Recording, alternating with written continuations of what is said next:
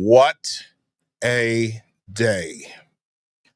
And what an incredible 24 hours. Last night, the President of the United States gave an order, and through the swift work of our men and women in uniform, Secretary of Defense Pete Hegseth and a few other people, and we'll be talking about this a little later, but essentially, Iran's nukes just got taken away. And we'll be talking about that. That's not what we're opening up the show with. In fact, welcome to episode 20 of Apostate Radio. I am, of course, Isaiah Carter. I am coming to you from uptown, the boogie down Bronx. And to the left, to the right of you on your screen is one of my best friends, a guy who I have come to really appreciate and love for several years now, going to be in my wedding and everything. He is the author of this book, The Children We Left Behind. This is a fantastic book. If you have not picked up your copy, you are missing out. Joining the show once again is Mr. Adam B. Coleman. What's happening, brother? Not much. Staying busy, as usual. And also returning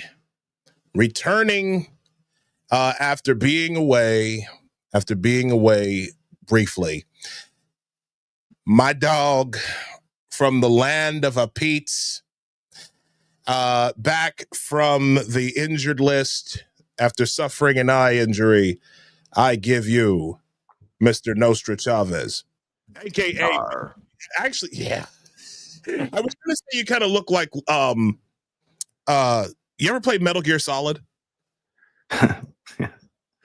You kind of got the whole Solidus Snake thing going. Snake, that's right. I was thinking more Slick Nick, man. La-di-da-di. La-di-da-di. Slick Nick. You're going to say Dan Crenshaw. We like to party. I'm a big Slick Rick fan, so I had to do it. Oh my God! Shout out to Rick the Roll. He just came out with a new album, by the way. The Victory, I think it's called. Or... Did he really? Yeah, I've been waiting for it for like 15 years, and he finally decided to put out an album. I don't know what he was waiting for because he was out of jail and everything. So, oh wow! Wait.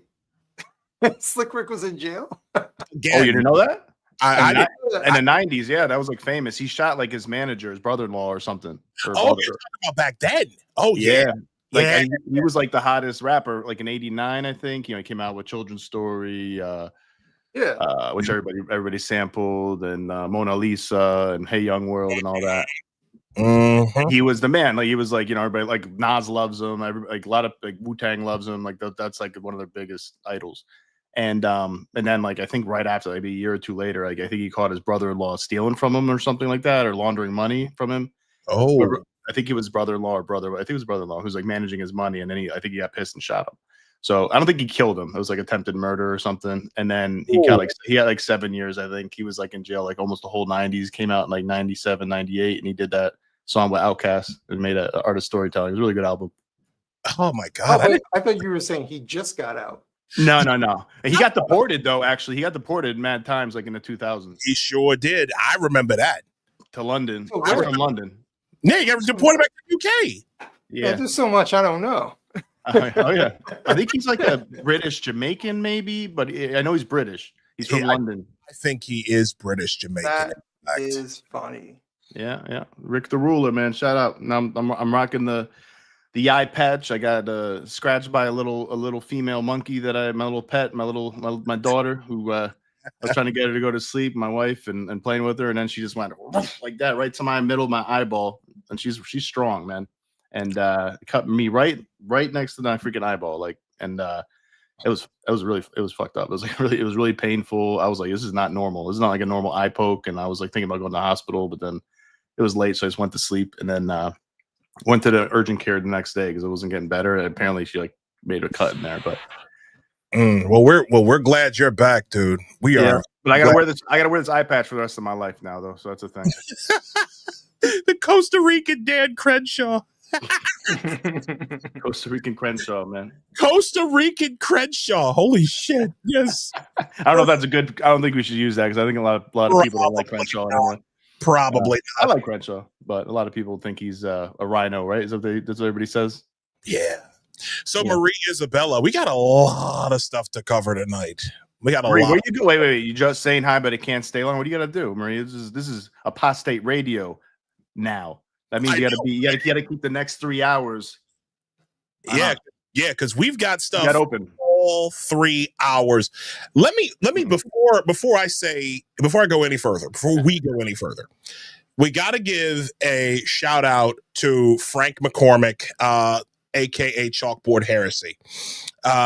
He had to postpone. He was not feeling well, and I am hoping that he is getting better. We will, happily have him back on. He's a good man. He's a great man, in fact. And Frank, we love you, brother. Get well soon. Make sure you hit a doctor's note, man. Yeah, get a doctor's note. You need a doctor's note, bro. You know how it is, teacher.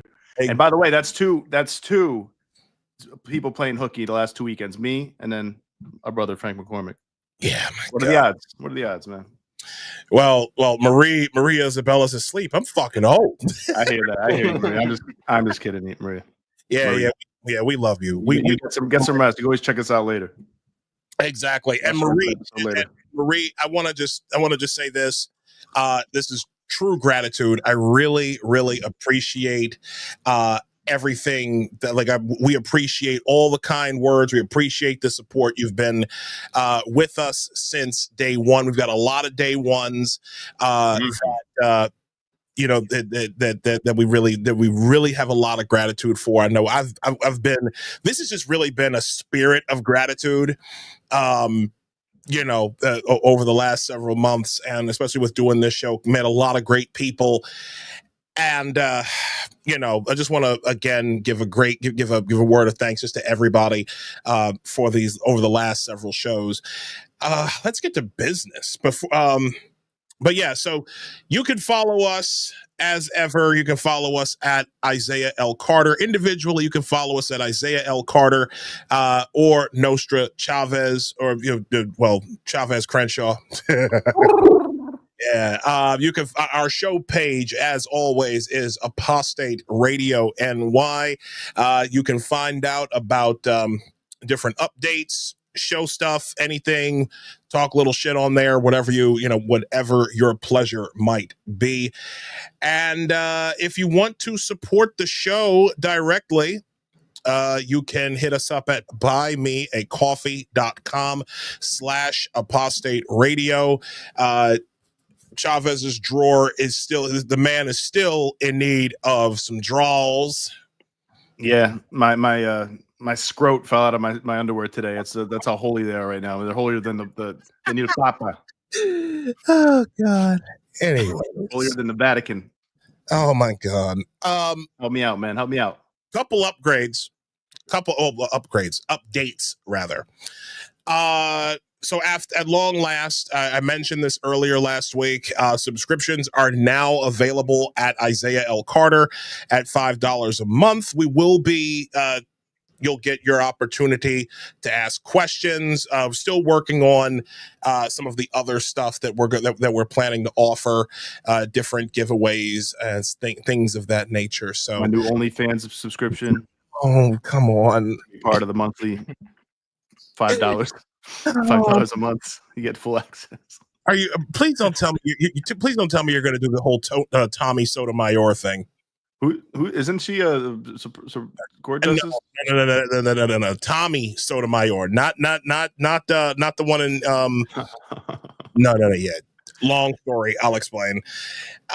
Anyways, Marie said she found our show when we interviewed James Lindsay. And loved our stuff. That was a good episode, Marie. Yes, that's when we found you. Yes, yes, indeed. Definitely. Adam, you've been gone for a while, sir. And the second you came back with a vengeance. Earlier this week, you wrote a piece, I believe it was on Friday, about Whoopi Goldberg. You know, she drives me nuts. She says like some of the most retarded shit every week, almost. I feel like, or every other week. Well, I Like, mean, she's on a cadence. Listen, it's between her and Sonny Hostin. Yeah, well, between those two, between her and Hostin, it's like what the fuck? Like why in the world are we entertaining this nonsense on a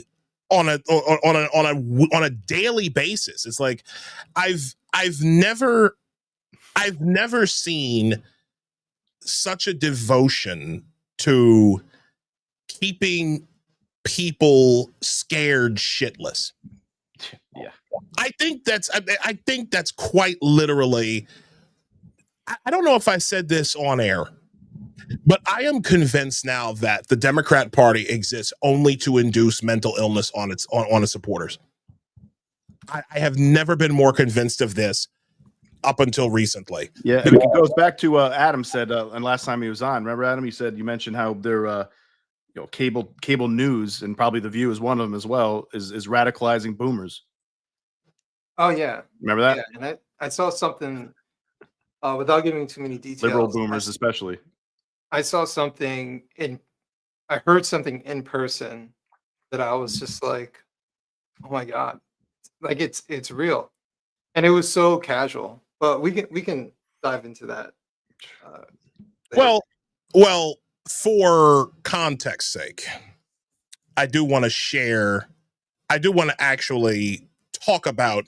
Look, I want to actually show everyone the video in question. This is from, I believe it was. Hold on a second. This is from the 18th, I believe. Yeah, it's from the 18th. Let me just double check the date on that because I want to make sure we get this correct. This is from the 18th. This is from the 18th. So the Persian Jewess says Whoopi Goldberg. Hold on, didn't even bring it up. Whoopi Goldberg says being black in America is worse than being a woman in Iran. Is that true, guys? Like, we got two black guys on the.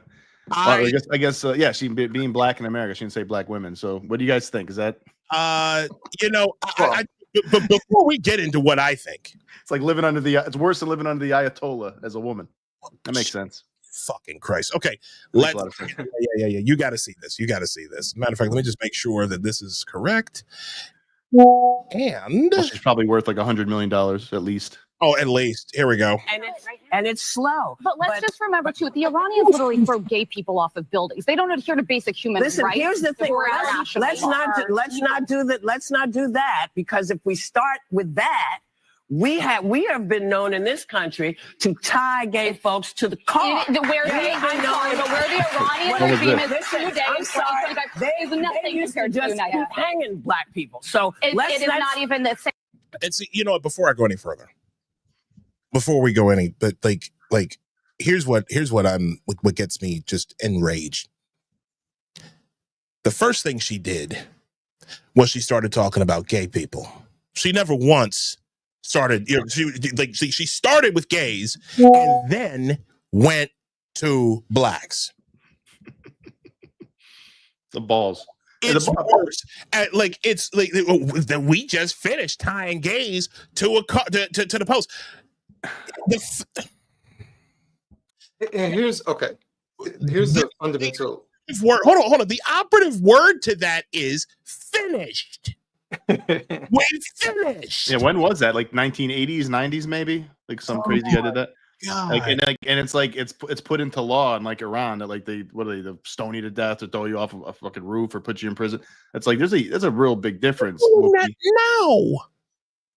They're doing that now. And that's the part that they're not saying. No, Adam, go ahead. I'm sorry. I wanted to because you Adam wrote a story about this. God. Well, not diving. Yes. Just making a comment off of what she was just saying. So every society has bad things, right? Every society has bad things. We are the freest nation in the world, yet we still have murders, right?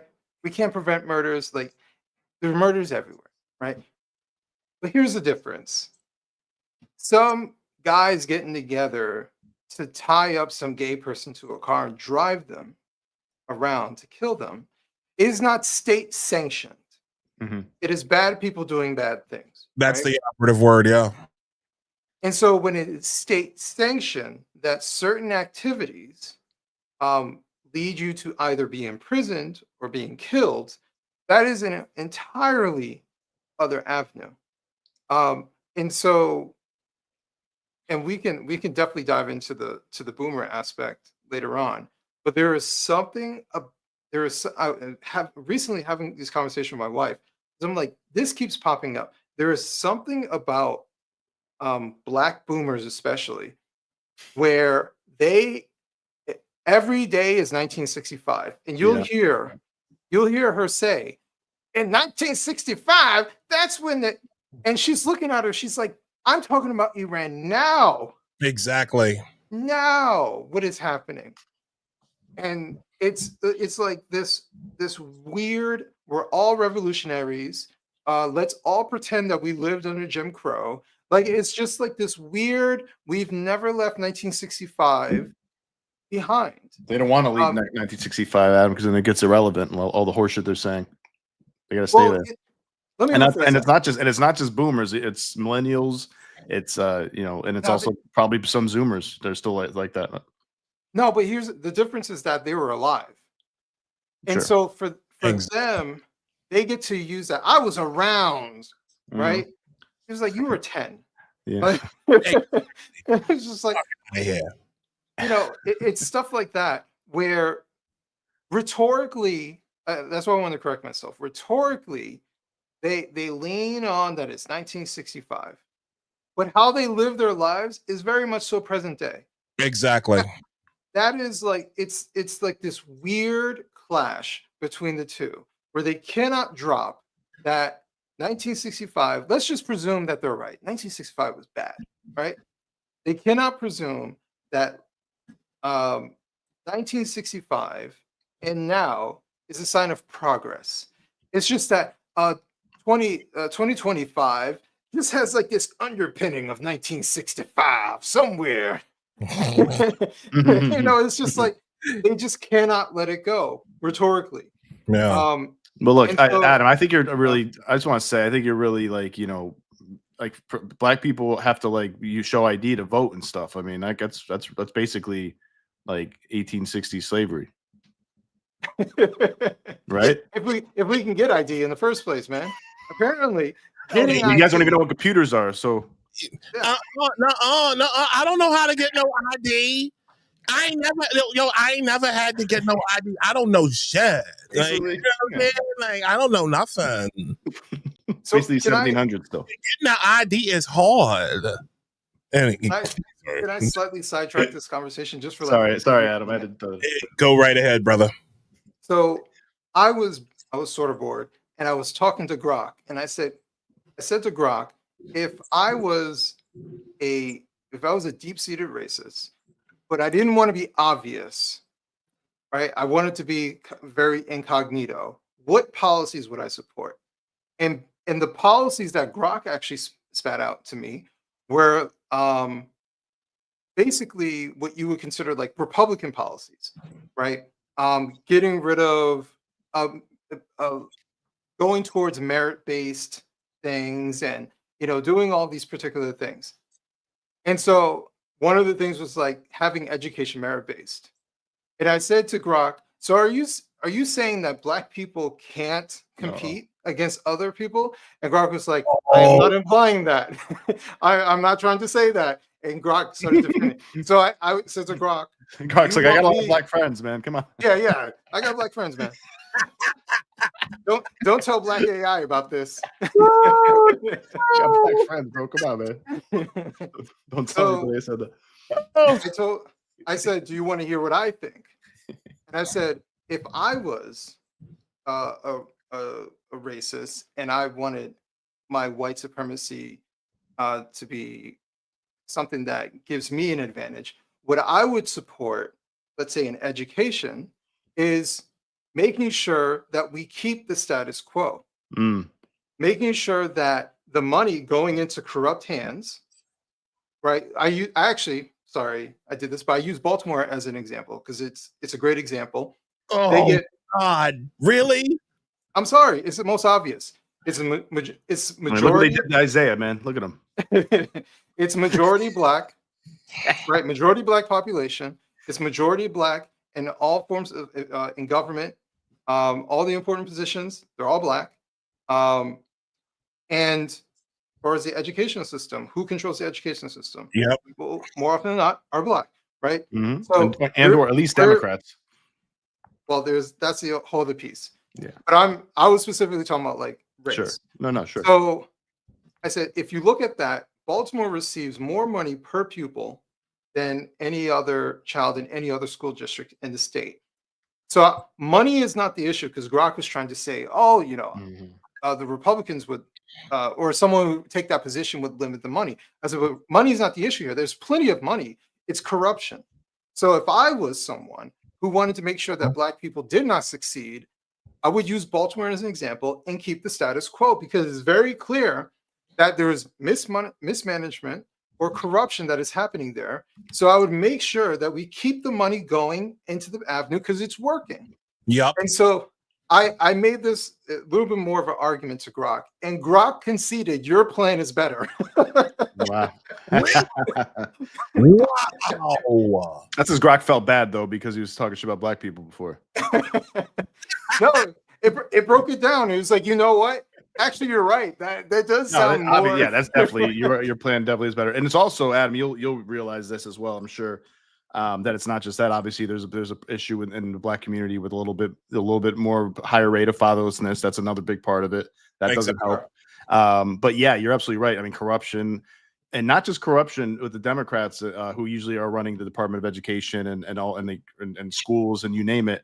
They also have really bad policies, right? I mean, like they're teaching like critical race theory, they're teaching things that are divisive, you name it. Like there's a lot of different ways but those are three are really serious issues, and is that not going to help out raising black people, Latino people, whoever, to be equal to whoever the Asians or something like that. Exactly. That was the other point I made to Grok, was that with DEI, I would make sure that DEI would stay in and replace math, science, replace all that stuff, or slowly infect that stuff with DEI components, and making sure that these kids can graduate illiterate, right? Exactly. And make sure they're not proficient. So when they become adults and go into the job market, they can't compete against them. Right. So I was making all these arguments, and Grok was like, yeah, actually, that is better. If you're a racist, that's funny. That's the way you would actually go. Wow. No, that's true. It's so funny that so many people see it the opposite way. Like if we just listen to Democrats and if we just, went full progressive and just poured more and more money. Of course, they want more and more money because they just continue to give themselves raises and launder it and put it in NGOs like we've seen with USAID and that sort of thing. The most, but the thing is, you can't obviously how many decades of like, especially certain cities, certain communities where Democrats have just owned it. They have the system by the balls for decades, and it gets worse and worse and worse. Like when was there accountability? I mean, well, there won't be any accountability, and I think that's one of the things that I've actually listened to some people talk about, how there's a bit of black privilege, where now the privilege in amongst blacks in America is you can be as corrupt as you want to be. Okay, the Tiffany Henyards of the world, the Lori Lightfoots, the Brandon Johnsons of the world, right? Just taking money, doing whatever they want to do. The Tish Jameses of the world, where you can sit up, you can hoist yourself on your own petard, and then the state will bail you out to the tune of, oh, we're going to create a special fund for elected officials who might be going through legal problems right as you're under investigation for corruption.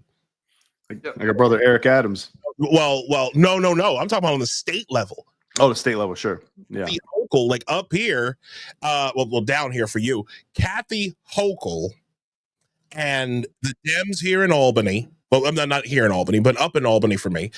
Well, like they passed the bill and said, hey, you know, we're gonna create a fund to pay legal fees to elected officials who are undergoing legal trouble. They did that shit. Right to shame. So again, that becomes, as much as we would fight against that, right? That becomes the new black privilege that we're known for. You can be as corrupt, you can be as racist, you can be as nasty as you want to be, and not only will you get away with it, but you'll also be fated for it by your Democrat peers. Well, That's this is upsetting to me. Like how is that progress? well, How it's is not. that real progress? Well, that's the thing with stuff like DEI, or even just when you allow an environment where someone can use their race to an advantage, then what you're allowing is the most mediocre and corrupt people to be elevated. And so, to me, it's not by accident that Jasmine Crockett became popular after she started talking like a city girl. Like, there's no, because we've seen footage before she got into office, right? And she sound reasonable and sort of normal, and now she has to talk like a trash human being to get a bunch of attention. And you know what? And it's don't blame her, because it worked. It worked. Yeah, it did work. Yeah. Worked. And also to both, I think that Isaiah was saying before, and Adam, I think like when you lower the standards for a certain group of people, and you said mediocrity rises, it's also like you're never gonna, it just makes that group duller, more dull, more less skilled, less because like the, you know, adversity and challenge and pushing kids harder in adults, harder to, like, you know, be the smartest person, the best scholar, the best whatever, is gonna create excellence, right? And like not everybody's gonna reach excellence. Not every, you know, from any group of people, most people don't. That's the point, right? But so if you have like lower standards, like, oh well, they just can't do this. Like, well, you know, let's get rid of the test scores. You know, like they're trying to do things like that. It's like that's gonna affect a whole group of people, right? And a whole generation of people in a negative way, and they're gonna be less and less and less competent. And it's like, to I think your original point, it's like it's like it's like a trick. It's like a trick from the Democrats, who are supposed to be the ones helping minorities, marginalized groups. And it's almost like it sometimes seems like for decades that they're trying to hurt that group. Like I don't know if they are, but that's what it sometimes seems like. I mean, I would argue that that's what's happening. Listen, I would argue that the Democrat Party, I've been saying this for a while now. The Democrat Party have proven time and time and time again that they are done with black folk. I came out of a neighborhood where, again, in Brownsville, Brooklyn, okay, all of the homeless shelter buildings in my neighborhood were filled with illegals. And there were 3 of them in my immediate neighborhood. I could walk to the Saratoga Avenue stop on the 3 train, and there were 3 homeless shelters in that immediate area. All of them were filled with illegals. I have picked migrants off the ground on my block. Okay, on my block, who were drunk. I have spoken in yes, on a weekday morning. I picked them up off. I'm so tired, bro. I'm so tired, man. Yeah. So I drink too much, man. Right, and then another day, a guy what happened was they used to come from Floyd Bennett Field, which is in the south of Brooklyn, like all the way towards Jamaica Bay, and they came in and they would come up and like harass people in the immediate neighborhoods for food, for money, for work, like all sorts of shit. You don't do this to black people in black neighborhoods unless you are sending the message that we are done with you. Okay? The fact that it's all these, the fact that all of these all these elected officials that we've talked about who are corrupt, who are actively doing things to hurt their constituents. Okay. The fact that they've put a black face on it, it makes it even worse. It makes the whole look even worse. And again, it's like, and also what they're doing is they are tacitly approving of the degeneracy. I'm going to find this one thing that proves this.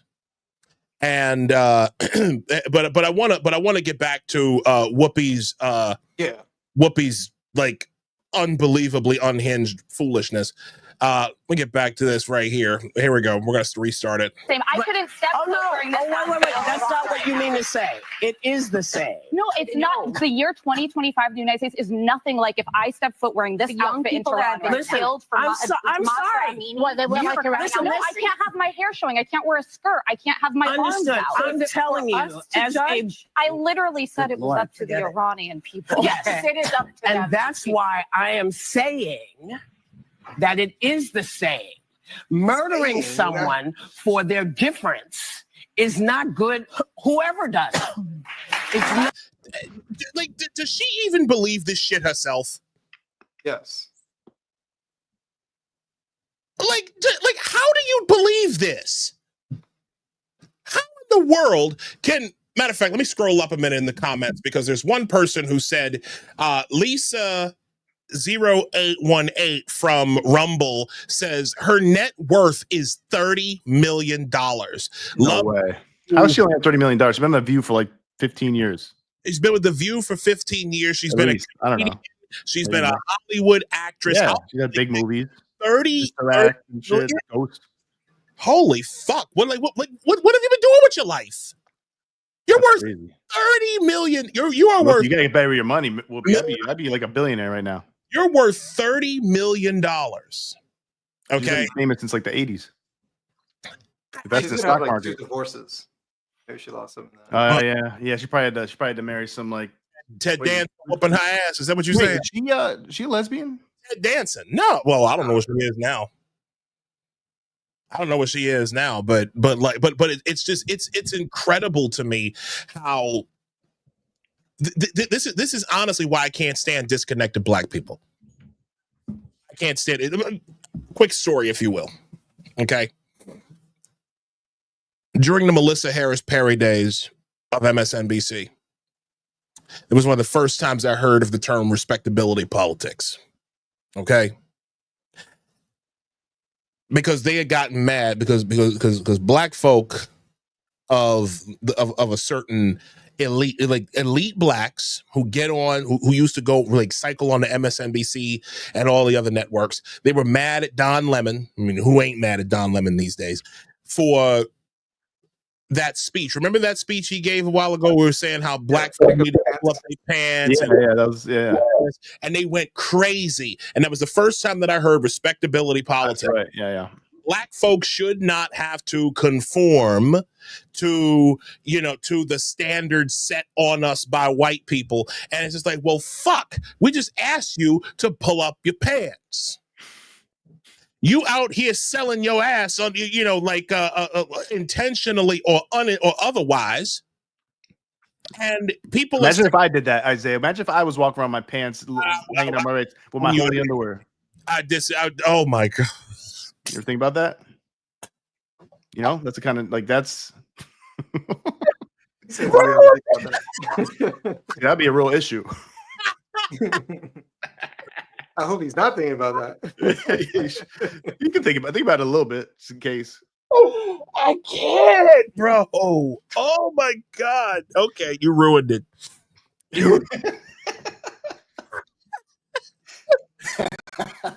Oh, jeez. Oh, we like that fun here in the Apostate Radio. Oh, yes, we do. We do. Oh, God. Lisa said, Lisa 0818 says she's probably hiding money. It's probably true. So. And let's see here. She's seems Red Leg Schnauzer says seemed like she'd have more just from Star Trek. I know. I forgot all about Oh that yeah, Star Trek. Yeah, she should be making. generation. What happened to all that money? Jeez, that's true. No, she had big jobs. And Lisa says the View pays her She's got more money than that, man. $8 million. She got a bad gambling problem or something. Fuck. With a sex worker addiction. Hitting up the brothels.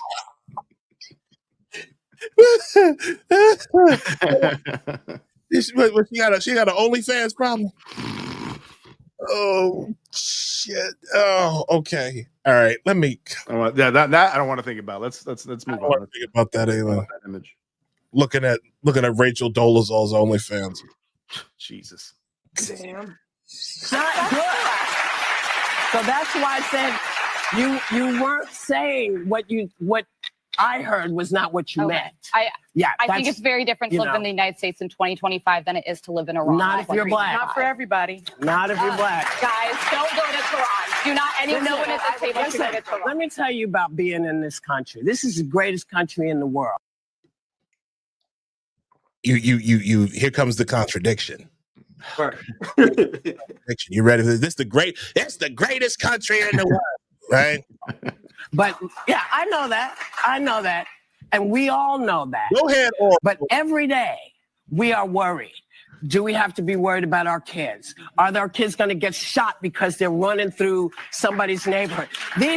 I'm worried about that. I'm worried about how dirty them fucking white socks you got on. I'm gonna get through when you walking through the streets in New York. Well, I forgot. He probably gets caught. Dusty. Yo, hold on a second. This shit. Sitting there roasted Whoopi for about 20 minutes now. Yeah. We ain't even gotten to this man's piece. We ain't even gotten this man's piece. But we will in a second. I promise. We just in here shooting on this woman.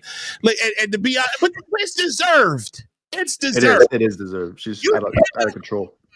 You can't. First, if your net worth has to be somewhere below $50,000 a year to be rocking white socks everywhere, and every single day in this goddamn town, every single day, in New York City, I see these fucking hipsters.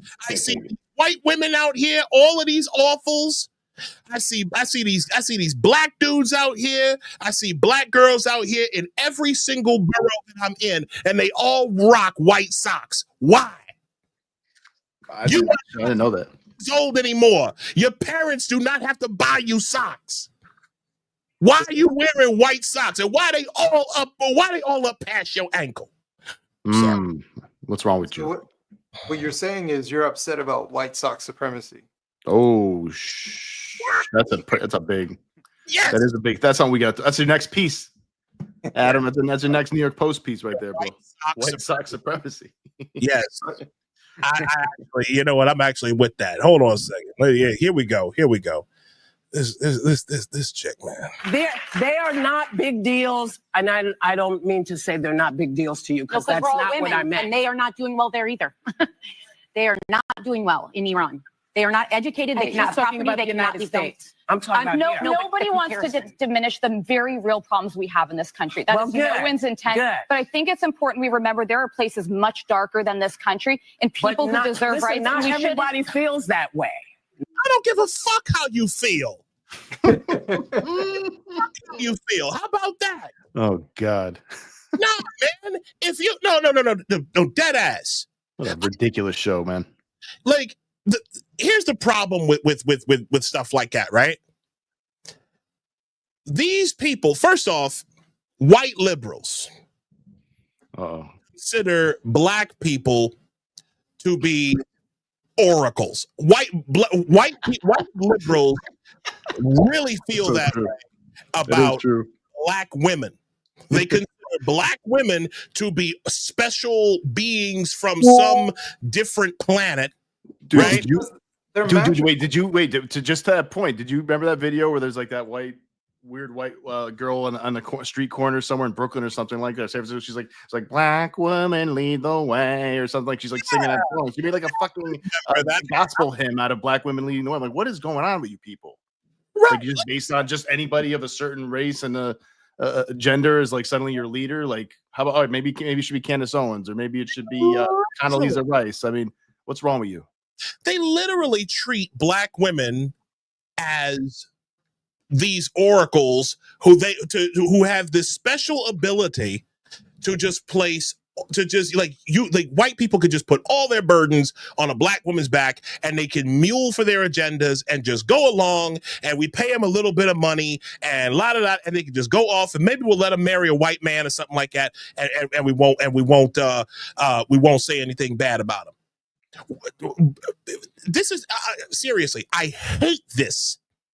I despise this. And the thing is, the way they treat black men is, well, this is the other reason why they're losing. They're losing both sexes. The Democrats are losing both, everybody, man. They're losing everybody. It's fucking crazy.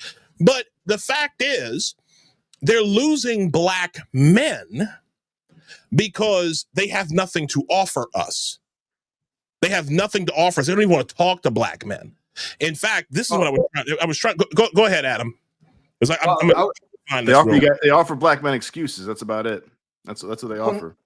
I don't even think it's the offer part. I think for a lot of people, it is about some level of respect or acceptance. And when the greatest example is when Barack Obama went and chastised black men for hypothetically not wanting to support Kamala Harris for the sisters because she's a woman. Not because they said, I just can't vote for a woman. They had questions. God forbid. So it wasn't even like he's trying to imply them asking questions is because she's a woman. Sexist. And I was like, you do realize a lot of these dudes grow up in single mother homes. Like, like a woman being in charge is not a stretch to them. Right. Maybe they're asking questions because, you ask questions about every politician, especially one who's running for president. People should be trying to earn your votes, Right. Exactly. But that's the thing. You're not respected enough to have your questions answered. Right? They're not even saying like, we want X, Y, and Z. Which, by the way, I really hate like group politics because I think it's all bullshit. You know what people care about? If you want to know who's going to win, look at the economy. That's the easiest way. If the economy is great, the person who's running for re-election is going to win. If the economy's doing bad, he's going to lose. Like, that's your biggest tell. As it gets. And like, safety and security, which the Democrats failed with the open borders and being pro-crime. That's another big part. I would put that as immigration became like either the number one and number two issue, but immigration became an economic and safety issue, which is why it was so detrimental to them. Terrorism too, potential terrorism. Yeah. But when people are like, what are you going to give black people? It's like, what does that even fucking mean? Like, we're the black people check. You want reparations? Some people want reparations. And good luck waiting for reparations. I'm gonna identify as black if we have reparations. Like I'm going on the record right now on APOSTATE Radio episode number 28 or wherever we're on right now. I am gonna be identifying as black, like my homegirl Rachel Dolezal. So yes, you guys keep and then pepperonis. Anyways, Red Leg Schnauzer says, "How can I comment on screen?" Well, you just did, buddy. Leo Red Leg Schnauzer. And he also asked, well, I must be on the wrong platform. No, you aren't. You're on the right one. You're on the right one. You are on the right one here. Our other guests are down below, and they'll be coming in momentarily. So we've got this is like the biggest show. There's too much to talk about today. Like we haven't gotten to any like the topics besides Adam's did we even fully get into Adam's God damn. Okay. We're having too much fun over here. Yeah, we have been. So let's do this, okay? Finish playing because what Joy said, Joy becomes the Black Whisperer. No, here we go. Oh no. Yeah, that's right. Gotta play that. Oh God. Here we go. Okay, all right. You know, I might need some more liquor. Hold on. Not everybody feels that way. Listen, I'm sorry. You know, when you Hold on. Why are your feelings more important than everybody else's? think about the fact that we got the vote in 1965. Okay, they don't. That is bullshit. That is bullshit. Black people, black men. Well, black men got the right to vote right after the Civil War. But anyways, have free and fair elections in Iran. It's not even the same universe. They can't go out of their house. Women, you know what? There's no way I can make you understand. No, Whoopi just feels that way, and if she feels that way, you just got to accept it. All right, that's it. My feelings mean more than everyone else. My feelings mean more than everyone else. Because my lived experience, I am a black woman making $30 million. I'm worth $30 million a year. My life sucks. Her feelings need to warp reality to whatever she wants it to be, man. That's just reality for everybody now. So, okay, all right, here we go. Because like I really want to get to this last part because. Oh boy, here we go. Hold on, let me just get to this. It's like try to reverse roles with a black person in this country, let's say, because I think that's what you're talking about. Yes. Just try to understand from their point of view. From that point of view, this country does not do them well. Does not go for I them. completely acknowledge that. And we shouldn't compare atrocities. If you're talking about Iran, of course, is doing worse things, but relatively speaking, Joy, you know it feels bad. Okay, but I think you know that Iran is significant. I guess we're going to come back. Listen, I was in college. That didn't turn out all that well. Ooh, at least they actually had an interesting conversation there, even though it was a lot of retardation. But yeah, but Chavez, imagine yourself as a black person. I do all the time. I'm getting ready for reparations, but I'm being prepared for reparations. Goofiest fucking conversation. These are grown people. These are people who are like twice my age. Or not twice my age. That'd be really old. Maybe, but like almost twice my age. Saying, now imagine you're this type of person. Like, where are we? Like, they're just human beings. Could you imagine being a human being? No, imagine a black person, because my God, it must be so hard being black. I mean, how do we wake up in the morning, Isaiah? Jesus. Yeah, how do you guys do it, man? Just oppressed all day long.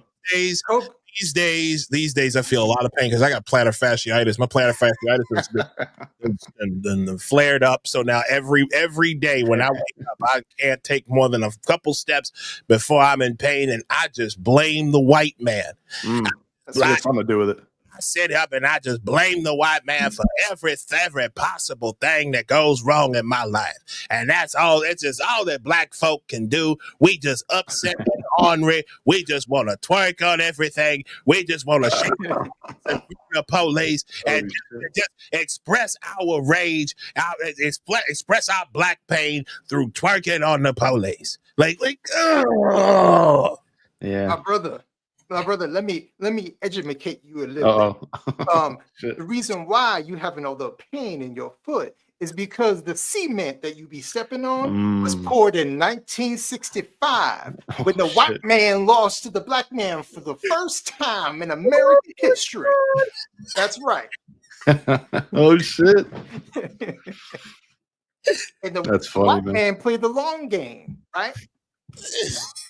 You ever think about the rhetoric of like super ridiculous pro-black people? Because they're trying to paint white people as the most malicious people who get over on anyone and everyone, right? Exactly. But they're also saying that they keep falling for it. Like black people are just too stupid to catch up. Like they're actually insulting themselves at the same time. No, it's like, and that's just a loser mentality. I mean, you see that across races. White people are like that too. Like they'll blame black people or something, or they'll blame minorities, or they'll blame. And it's like, there's some things to blame on like Democrats and stuff like that for sure. But it's like that's just a loser mentality to blame everything on the world, right? Certain things you complain about, certain things you can be like, we should change this, but it's like you got to just get up and keep on going, man. Like it's sad, and I know people like that. It's like they just have a very negative outlook on life. But yeah, I don't know, man. The View, man. I'll say this, man. Tim Dillon has a great quote about The View. I don't know if you guys remember it, but he said there are so many brilliant women in the world. None of them are on The View. Exactly. Exactly. And here's what's absolutely insane to me. I don't know if anybody realized, but Alyssa or Allison, I forget her like how to pronounce her first name. I think it's Alyssa Farah. Alyssa Farah Gray is of Persian descent. Oh wow. That girl she was arguing with is a Persian? This bitch was trying to Iran-splain. No. Whoopi was trying to Iran-splain. What a dummy. To a woman of Persian descent. Yeah. And she's used to doing that with white girls who will just white liberal women who just accept him, like, oh yes, sis, you're right, my oracle. And she's like, now she's dealing with a woman who's really probably experienced some real oppression, or her relatives have, and obviously her country men and women do. And she's like, that's one of the reasons why you saw Whoopi get emotional there, and kind of she know what to say, because she knew. She's like, oh shit, but she wasn't gonna admit that on camera. But she knew. She's like, oh shit, yeah, I can't just guilt this woman. Like, she's actually experienced some things or knows some things. This is a different type of person here. Yeah, it's pretty crazy. So go ahead. Well, I was gonna say, did you want to pull up the article? Yeah, we could pull it up. We could pull up the article. About time. We just went a whole hour. We just been shooting on them because I mean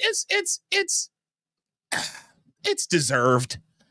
It's deserved. But yeah, so at long last, we finally get to our brother's Adam's piece, where he says wealthy Whoopi Goldberg fails to see the irony of her oppression narrative, or that the U.S. is nothing like Iran. The big piece, the part of the piece that I liked was let me see. Wait a minute. Here we go.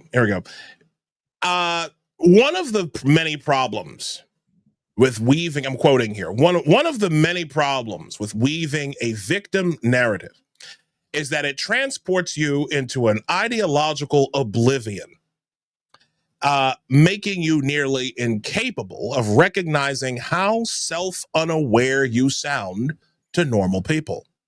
Watching millionaires on The View trash a nation that has given them lives of abundance is absolutely nauseating to witness, and to the average American comes off as incredibly ungrateful.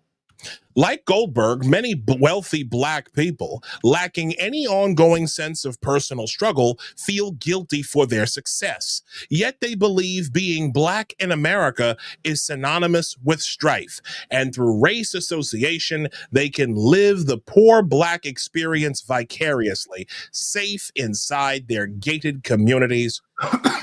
Houses.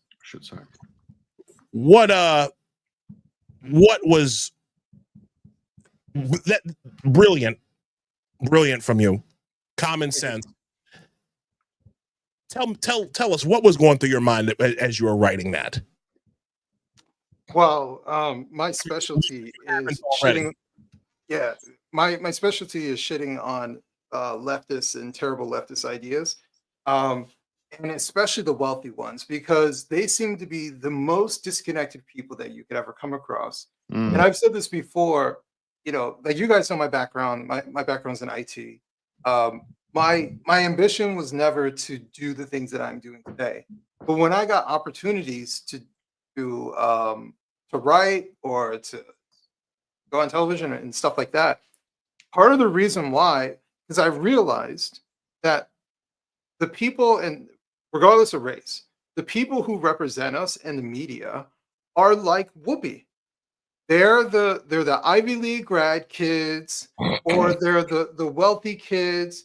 They're the career millionaires in media who live in this bubble and speak about Americans in a way that I've never heard Americans speak. Like, it's so ideologically driven and disconnected from how most normal Americans are. It's not to say that there aren't racists who exist out there, or there aren't bad people out there, but the vast majority of people I've come across are fine, right? I wouldn't even say tolerant. They just don't even think about these things. And so when they're like, when they're so determined to be like white people, period, are black people, period. Like these blanket statements to everything. And everyone just snaps their fingers. Yes, of course. Yes, that's right. That's how they, and when you hear these people who try to educate us and dissect, It's and I'm not just like, yes. yeah. It's Like, yeah. Or those like, it's Kaepernick all that types. bullshit. Right. Where they When he's think doing that that whole like, and people in NFL are slaves and stuff. Remember that little thing that was going around the web? yet he was dying to be a slave again. It was Malcolm X with there with a doing new it. slave contract. Yeah, But- ridiculous. Yeah, that's Right. crazy. So that was my Whoopi is another example of the type of person who is in media, who is, and listen, this is not to say all rich people are like this, because I'm not going to pull what they do. I've met wealthy people who are cool as shit, down to earth, especially the ones who like really earn their money. Like very nice people. You could talk to them and they'll tell you anything you want about business, right? You can be wealthy and down to earth, but there are certain people who become wealthy or become high status who think they're better than you. Exactly. And that is Whoopi, right? That is the type of person who exists in media, and that's the type of person who typically thrives in media. So when I get an opportunity to shit on this type of person that's in media, I write very quickly. So I think I wrote that article in like an hour and a half. Like anytime I talk about wealthy leftists, like I'm just like, yes, I'm all over it. And imagine being in Hollywood for as long as she's been, like what that does to your brain. You think about this. She's been wealthy and famous just about as long as I've been alive. Yeah, sure. Yeah, me too. All of us. We're all basically the same age. Yeah, that's I remember her like since Ghost. That's the first time I probably remember her. But I think she wasn't in. No, she wasn't in. Jack was Flag. Roots. She was in Roots. That was Oprah, right? Purple. No, she was in Roots. Yeah, exactly. Yeah, she was in Roots. Was she in Roots or was I'm it sorry, Color not Purple? Roots. No, Color Purple. I'm sorry. You're right. Was She was in Color Purple. Was Whoopi in Color Purple? Or was that Oprah? I'm Both. They were both in Color Purple. They're both. Oh shit. Okay. Yeah, that was what 70s or early 80s. What was that? No, I think that was early 90s. Let me look up Color Purple. And Was it really 90s? Maybe you're right. It was either late 80s or early 90s.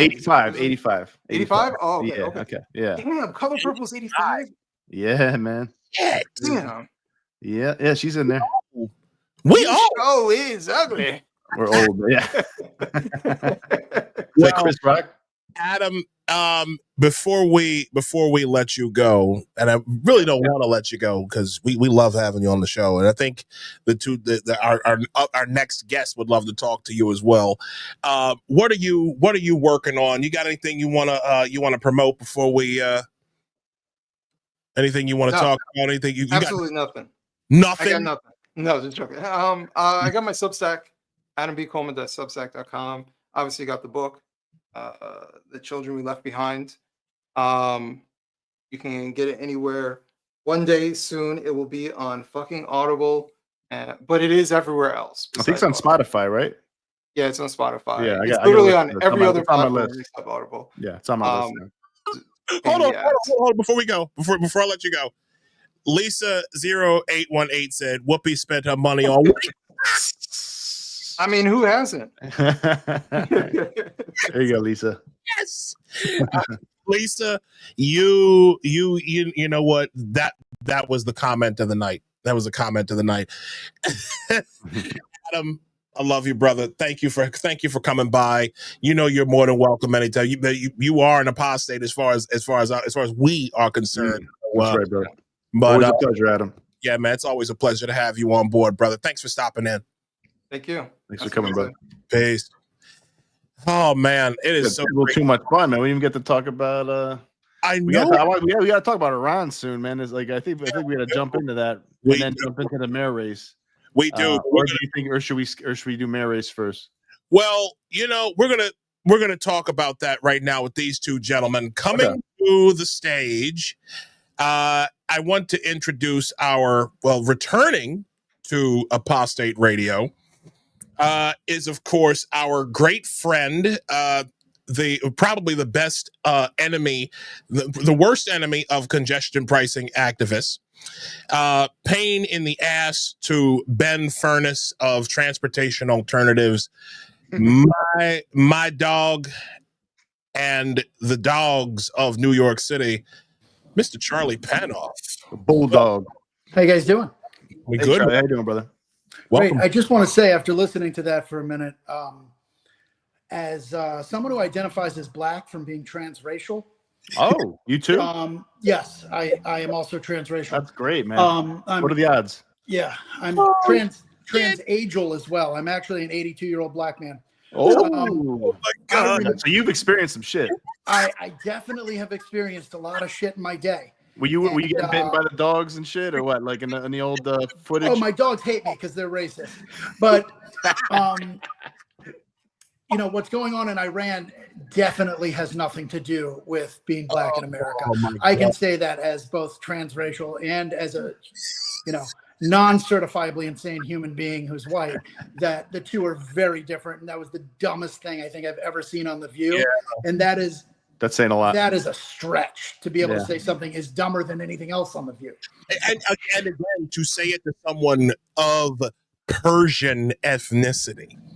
Yeah. Oh, yeah. You are black-splaining Iran, Iran-splaining to like that. Like they used to get on black. They used to get on men all the time about that. The mansplaining. This bitch mansplained it to her. Yeah. We'll bring up. We're going to bring up our special guest, someone who is new to the show. This man is the vice president of the Manhattan GOP. We've been wanting to talk to this. I didn't know there was one, man. What's going on? Right. I'm just kidding, brother. Coming to the stage now, VP of the Manhattan Republican Party, Mr. Pete Holmberg. Hello, how are you? Hey, Pete. Good, man. Great to see you. Thanks for coming by. Since you are new to the show and we already put Charlie through this, Yes.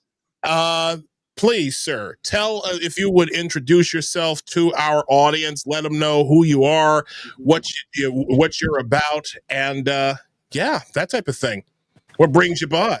Okay, well, and first and foremost, I'm the best friend of Charlie Panoff, which is my greatest credential. Oh, there we go. Charlie for 17 years. And Charlie says, "Do something, I do it." So that's the first thing you need to know about me is I love Charlie, and I will defend him no matter what. There's a lot of work in defending Charlie. Basically, the basic stats are I'm like a 59-year-old gay guy who's lived in New York for 33 years. I was a Republican kind of actively in my youth. And when I moved to New York in 92, I wanted, like a lot of people here who are registered as Democrats, I registered as a Democrat because I wanted to be voting in the mayoral primary and in relevant primaries. So I remained, and also then the whole gay marriage thing that seemed very like when I was growing up, gay marriage seemed like UFO landings. It was like, oh, come on, it's never going to happen. And then it became kind of a viable thing. And the Republicans for a while were very against it. So even though I was secretly voting Republican, I didn't want to be one. 2015, it all changed. As far as I was concerned, it's like, okay, great. The gay movement we've won. We have a great victory. Let's move forward as united people. In 2017, I registered as a Republican. In 2018, I was recruited by the Manhattan GOP to run for state Senate. They knew I was going to lose, and we pretty much know a lot of these races are going to lose. But in order to sort of keep the party going, to be stewards of the cause, to keep the governor's race from dipping too low in the city, we need to put candidates up. We need to put, frankly, sacrificial lambs up. And I was a sacrificial lamb in 2018. Got very involved in the party, got very involved with the minority of registered Republicans here in Manhattan. I'm one of many, not many, but like there's like 6 or 7 of us, vice presidents of the Manhattan GOP. And we're really kind of holding the fort until the tide turns. And what's interesting now is with a lot of stuff happening. Iran last night, and we can get to that. The tide is turning. And so as you know, I'm often touted out because being, you know, there's an article in the New York Times today that I'm quoted talking about gay Republicans and gay Trump supporters, and I'm definitely a Trump supporter without question. All right. All right. And, very much. There's nothing ambiguous. Like, well, I'm a Republican, but I don't like. No. Fully on Donald Trump. I joked. Donald Trump would joke that he could shoot people on Fifth Avenue and still win. I said the only way I wouldn't vote for him is if he shot me on Fifth Avenue and I died. But otherwise, I'd vote. Good. Even if he shot me and I lived, I'd vote for him. So I was very much in Trump's corner for November. And we're here, and things are changing in New York. And, Charlie and I have had private conversations for 17 years, many of which I was a registered Democrat, and he can tell you about making fun of me then, and I will own that. And but things are changing, and I think people are common sense is starting to come through. So, and I'm happy to be here and talk about that with you. Thank you, man. Really appreciate you stopping by, and I'm sure our audience appreciates that as well. I guess we can open up with Iran. Massive things that were taking place. Last night we had what was it? Operation Midnight Hammer. Three of Iran's nuclear development sites were basically wiped off the map. We had two B-2 bombers. Two B-2 bombers took off. Well, there was more than two, just the B-2s, but you had a 36-hour round trip flight from Missouri. He went over, dropped off the bombs, came back. One of the most incredible missions I have ever heard of. Partially because I can't imagine being up in the air for 36 hours.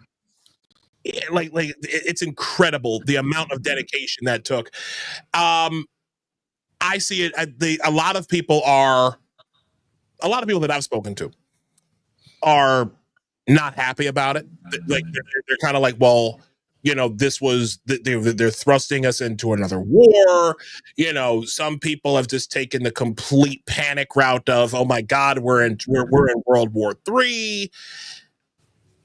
I tend to think that this was something that is America first. But I want to hear it from your mouth, Pete. How is this America first, and how is this going to help Americans here at home? Well, I think we, as the oldest person on this call, I'm 59. I lived through, not the personally, but the Iran crisis, hostile crisis. Iran hates us. Death to America. It's a core tenet there. They hate us, and there's a country that really, honestly, it was America first in that we would be in danger. And this was the kind of defensive move that could not have been made, I think, without the military really coming together. I think the past couple of months, morale has in the military increased exponentially with Secretary Hegseth. Shout out to Hegseth. Yeah. Pete Hegseth. Yeah. I do not believe this could have been done otherwise. I think morale plays a huge role in whether these things succeed. We tried to get the hostages out of Iran in 1979. Jimmy Carter's administration instigated a failed mission. He would have won the presidency in 1980 if he hadn't been succeeded. Carter deflated the troops in a lot of ways. I think Democratic presidents overall, in a lot of ways, throughout the past few decades, have deflated troops. And we have a commander-in-chief now who is pure on the military. And I think everything Secretary Hegseth has done has helped with that morale. No one's really saying this right now, but there's a reason. There's always a fine line between success and failure on these things, and morale does play a role, and also bravery. And I don't think Kamala Harris would have had. She's noted for indecision. Her campaign was riddled with indecision. I don't think a decision would have been made this quickly and concisely and successfully with her. And bottom line, without what happened last night, we would be in danger. And it's America first because America's in less danger. That's what I think. Yeah, but what if Kamala was president, though, we'd have a lot of drag queen story hours with the troops. We probably have our 14 trans women of color, lesbian, Muslims as our generals. Like, I mean, so we're missing out on a lot. That's the morale. That, you know what, that I'll just dive right in. That was a huge morale killer. Having to deal with transgenderism in the armed forces Everywhere that is spread is a morale killer. My brother. I mean, I think that it is absolutely the wrong place. Transgender people cannot be deployed. You cannot have people in the military who can never be deployed. When you're in the military, you sign up to possibly get killed. That is the uniting factor of all of them. Exactly. When you're transgender, you opt out of that. You just get all the benefits. You get the health benefits. It's cheating, basically. Wait, what do you mean? You so if you come in as a transgender person, you don't get to see active duty. You don't get to see action. The reason because to maintain, this is why I very much believe that gay and transgender are very separate. And the reason they are indeed. No one, believe me, nothing makes me gay. I mean, ask Charlie, I'm very gay. But, lots of things make you gay. Yes, yeah. Yeah. But I don't need any medication to make me gay. No. Yeah, thank you, Charlie. And the DVD collection did it for you. What do you think? The DVD collection did it for you. Yeah. I'm sure there's some good stuff in there. Transgender, someone who is medically transitioned needs medication to stay, to maintain that. And you don't have people with foot problems.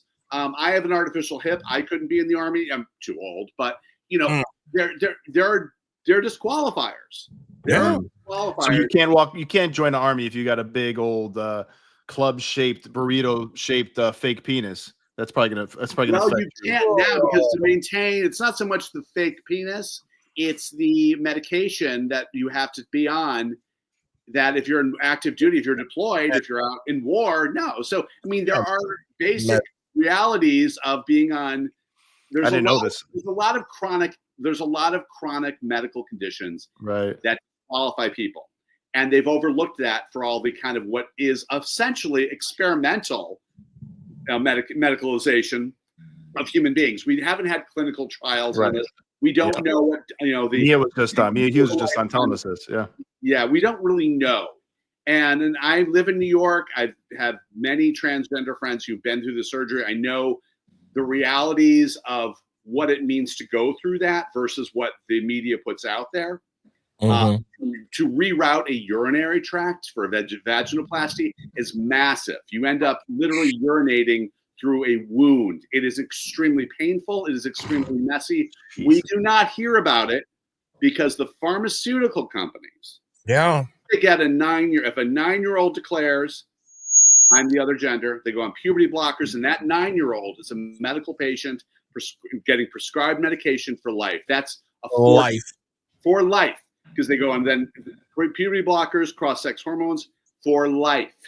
And so that's a huge moneymaker. And I've done public relations in the pharmaceutical industry, and they love repeat customers. That's an entire industry based on we think of it as prescriptions.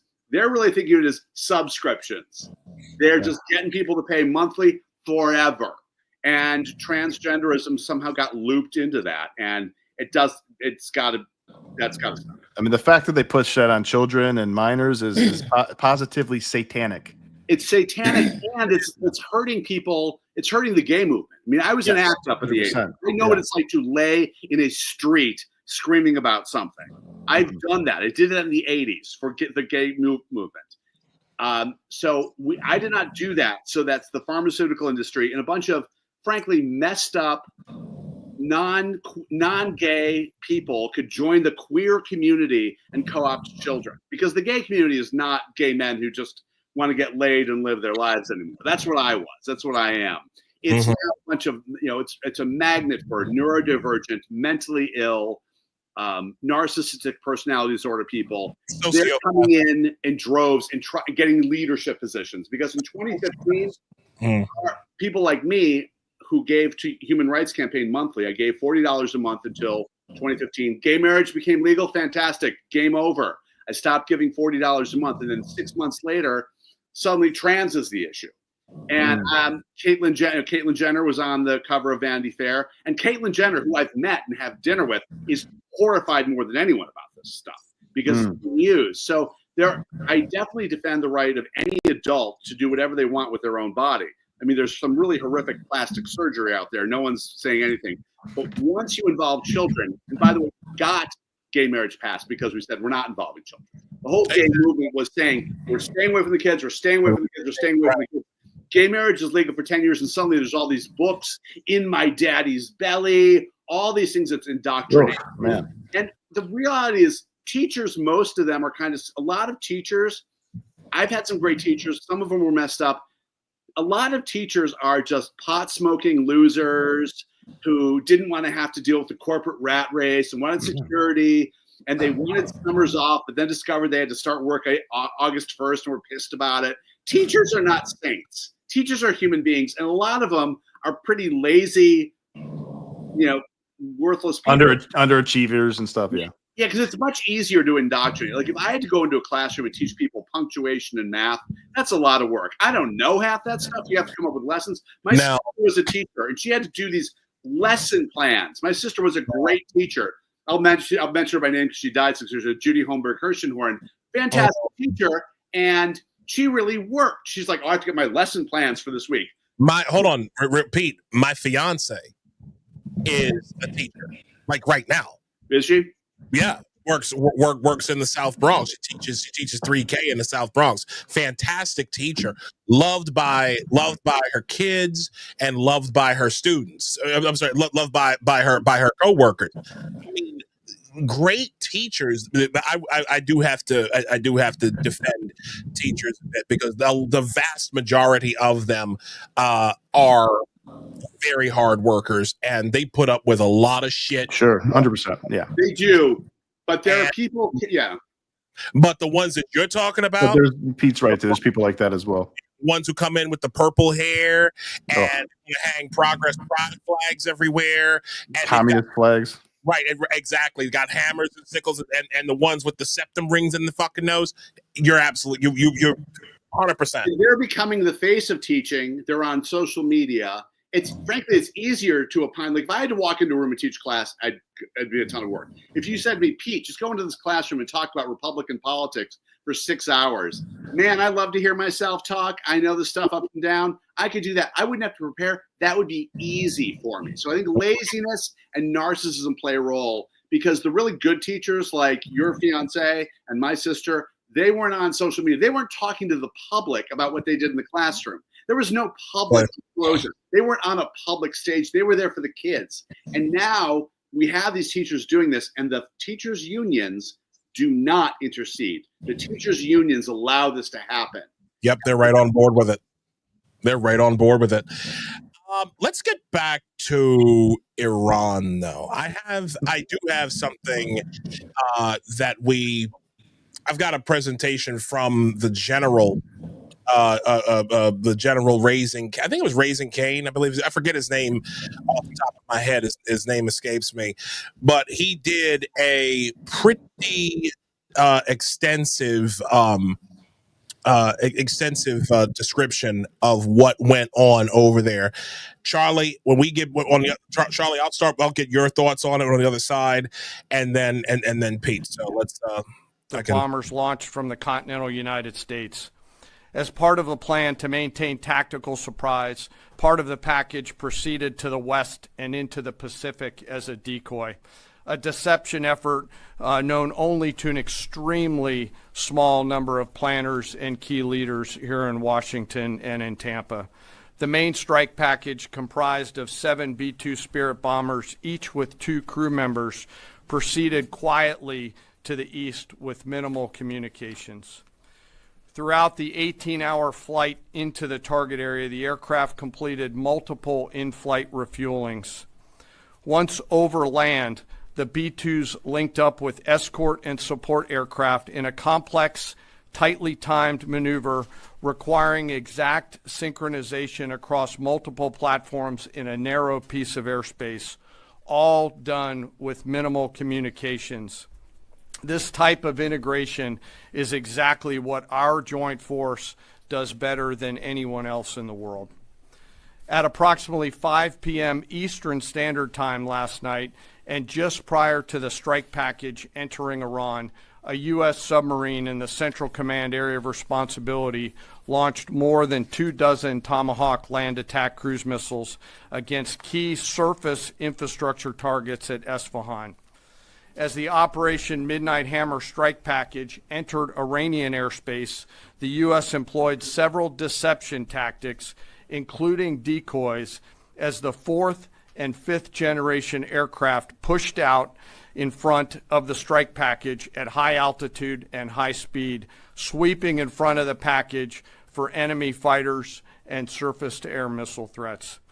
The strike package was supported by U.S. Strategic Command, U.S. Transportation Command, U.S. Cyber Command, U.S. Space Command, U.S. Space Force, and U.S. European Command.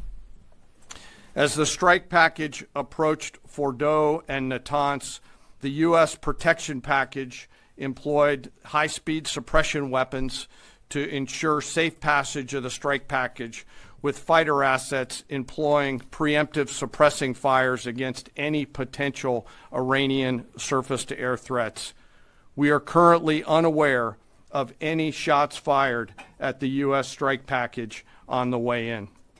At approximately 6:40 p.m. Eastern Standard Time, 2:10 a.m. Iran time, the lead B-2 dropped 2 GBU-57 massive ordnance penetrator weapons on the first of several aim points at Fordow. As the president stated last night, the remaining bombers then hit their targets as well, with a total of 14 MOPs dropped against 2 nuclear target areas. All 3 Iranian nuclear infrastructure targets were struck between 6:40 p.m. and 7:05 p.m. Eastern Time. Again, that's about 2:10 in the morning local time in Iran, with the Tomahawk missiles being the last to strike at Esfahan to ensure we retain the element of surprise throughout the operation. Incredible. Absolutely flawless. Yeah. I have never in my life. Well, we're young compared to Pete. I wasn't gonna. I was trying to be nice. He's the one who said it, not me.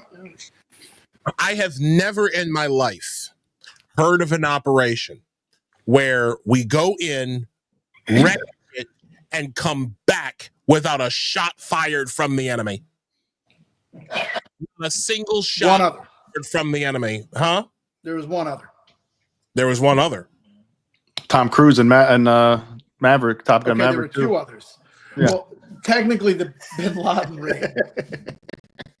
I mean, there were no shots fired at us except in the house. So it's at that level. However, it's on a much larger scale. The secrecy of it is similar level. Just this had a much larger target and made a lot bigger of a boom at the end of the day. But to tie it into what we were talking about before, that 36, 38-hour flight, whatever it is, I've seen a couple different numbers. There are 2 people in those planes, all right? In each plane. In each plane, in those B-2s. They only hold 2 people. They have microwaves, they have a refrigerator, they have a toilet, and they take turns sleeping and flying so they can do it. Could you imagine, first off, I have trouble sitting in a car with certain people for 2 hours. Could you imagine getting into a plane in such tight quarters on a mission that you may not make it back in hopes of preventing a war, which is what hopefully this has done, and the guy next to you or the person next to you didn't take their hormones that morning? Oh. Now, I have a friend. Now, it sounds like I'm being, No. joking about this, but I'm No, not. but that's a legitimate concern. I have a friend, a very good friend of mine who recently joined the Navy in the JAG program. He's a lawyer. He is never going to see combat unless something really crazy happens. I mean, to be in JAG program, you don't even go through basic training. He's still afraid of holding a gun, I think. But he almost didn't get in because of an antidepressant he's on.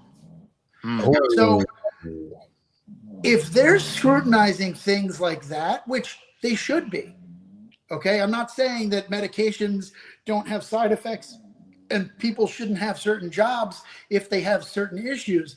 But if they're scrutinizing a lawyer to that level, but they're turning their head on somebody who is on lifelong hormone-changing drugs, something's messed up. And that's all about virtue signaling and appeasing certain people, whether it's the pharmaceutical company, the extreme radical left protesters, whoever's yelling in the street about this cause or that cause this week. But somebody was being appeased by that, because at the same time they were letting people in who are quote unquote transgender, they were also turning people away who had flat feet. Yeah. It's bizarre, man. All that's bizarre. Like focusing on that when things are life and death in these situations, like you said, and it's like, you know, how is that even like a consideration? What people's races are or their genders are? Or it's like, well, you can ask the New York Times, because when Secretary Hegseth this morning said that our boys made it home safely, something along those lines, I'm paraphrasing. Their article wasn't about the mission. Their article was about the fact that women too can fly these planes. oh my God, how childish. How fucking childish. Do we have to mention every single race, every single gender, every single sexual preference every time any mission happens? And this is the Grow thing the that fuck ties up. in. I ran to the mayoral race in New York. Retarded. Just before I came on here, I was killing time looking at stuff online, and I guess there's a Working Families Party rally tonight in Brooklyn for their group of clowns. And Zellnor, whatever his name is, I don't know. Yeah. Yeah, he put out a statement, and Mamdani was outside talking with protesters that they don't want to go into the theater where it's being held because potentially this theater was subject to deed theft, which as a real estate broker, I can tell you is virtually impossible since probably the 40s. Like that. So if this happened, it was almost, 75 years ago, 80 years ago. But the headline from New York One was that it was deed theft. And Zellner's comment was that he cannot attend any event. His comment was not in English because of switching tenses and he needs to learn grammar. But essentially, he can't attend an event in a place where it was stolen in a way that hurt the original black owners. Oh, Now, What? does that matter? Theft is theft. Fraud is fraud. Stealing is stealing, whether I'm stealing from somebody who's white, black, green, whether they're male, female, or they decided to be other this week, it's still theft. Why does that make the headline? Because now racism is involved. I got called a bigot the other day by somebody. I don't even remember what I said. Something about somebody who was promoting Mamdani. And I said, they were saying not to vote for someone else. They said, I'm sorry. It was about Shanna Hanif, that one. I mentioned the fact that she wrote essays about running around Prospect Park naked. That made me a bigot. Well, she wrote the essays, and I don't even know where she's from. I think she might be, is she from Bangladesh, her family? I don't know. But what does that have to do with her race? She wrote an essay about running around the park naked.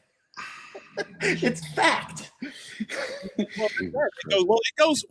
thing is, it goes back to what we were talking about with Adam Coleman earlier, which is the way in which Democrats and now this socialist faction that has pretty much subsumed the party, they consider anyone who's white, anyone who's male, anyone who is not, anyone who could be described as a normal heterosexual or homosexual male, okay, anybody who is not part of the revolution, okay, is evil. And so by default, if you have melanated skin, that automatically makes you what? An oracle. It makes you someone, like more specifically in tune with oppression and all sorts of things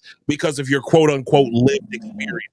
So when Shahana Hanif, so Shahana could make, she could write those stories about, frolicking naked in Prospect Park. We're supposed to be okay with that and just accept it because this is her quote unquote lived experience.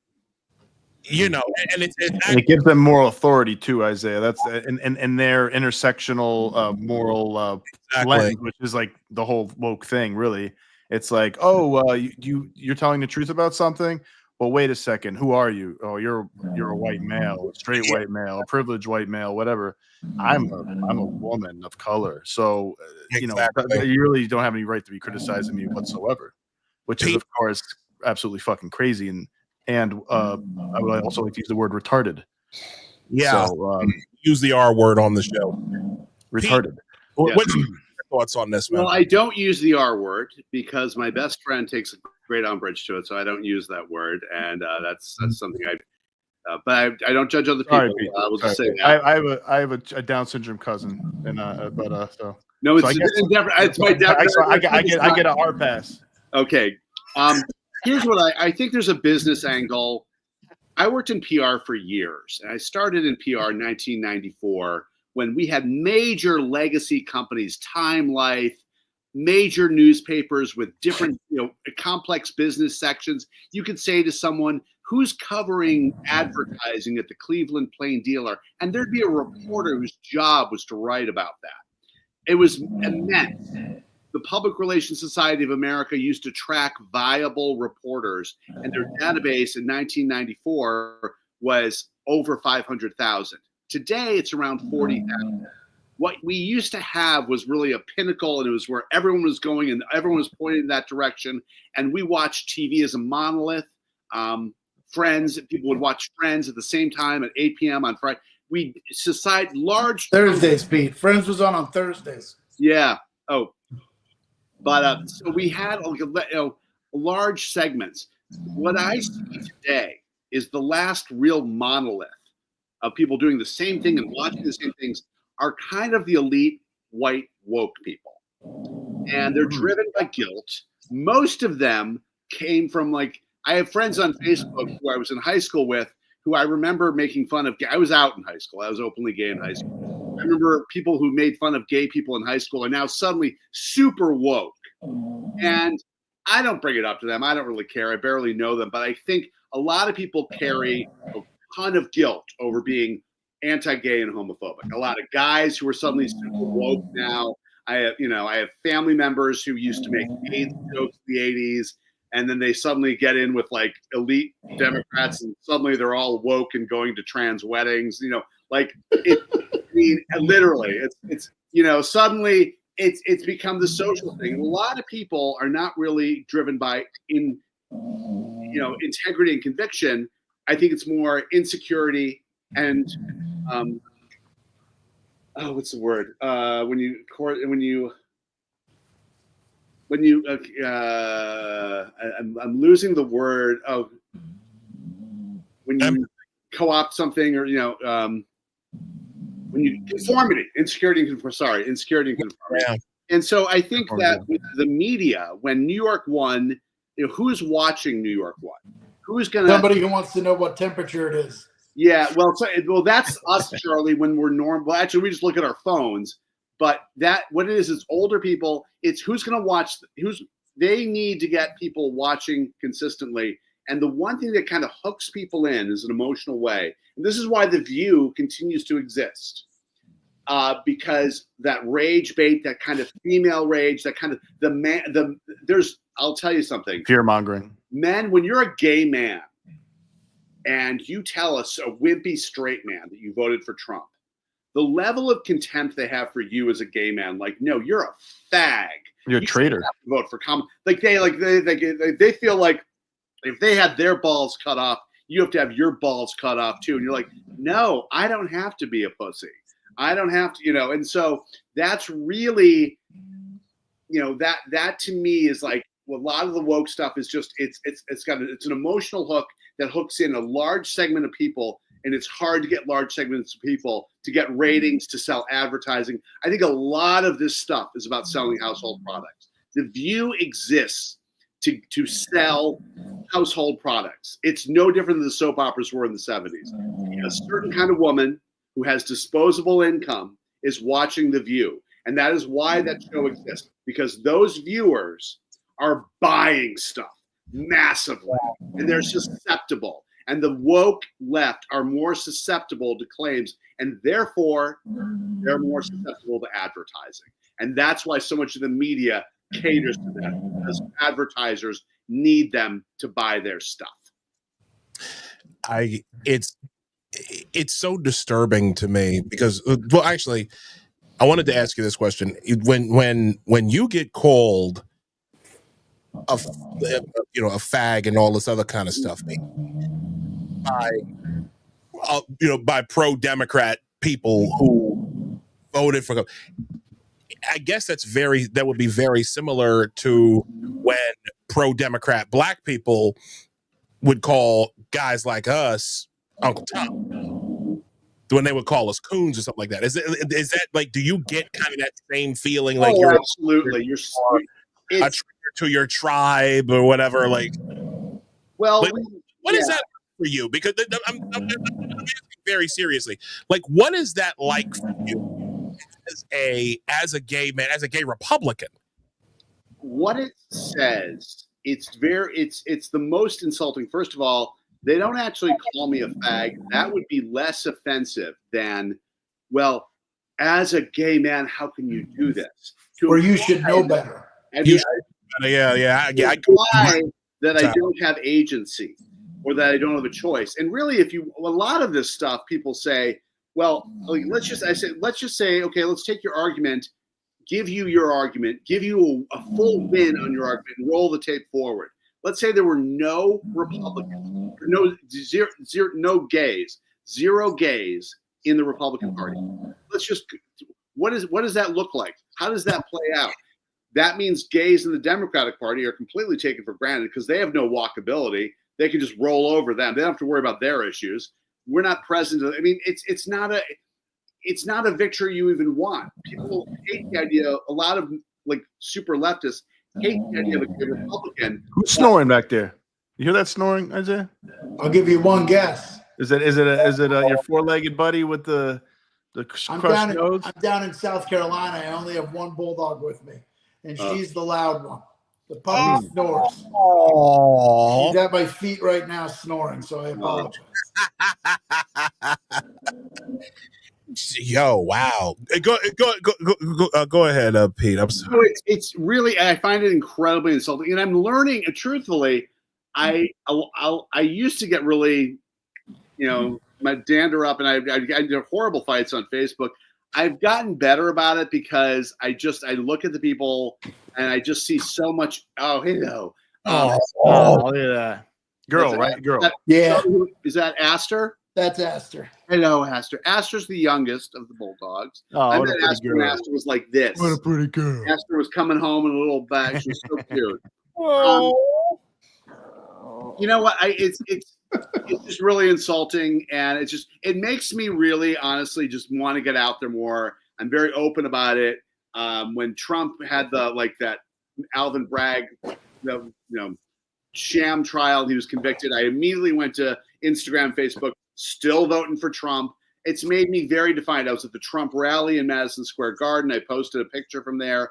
It's insulting as hell, and it's made me more defiant, I guess is my ultimate answer for that. But, wow.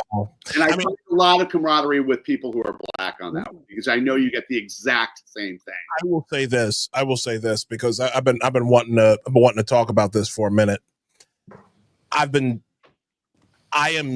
This was the first time voting for Trump. I voted for Trump in last year. Up until that point, here is my voting record. Okay, from the year 2000, from when I was raised conservative. Okay, I was raised in a conservative family. I voted for George W. Bush in 2000. 2004. Those were my very first votes when for president. 2008, I voted for Barack Obama. Voted for Obama again in 2012 because I was a more faithful Democrat. I started in, I changed over my I changed over my registration from Republican to Democrat and never looked back. So I vote. So again, Obama 08, Obama 2012, Hillary 2016. Okay.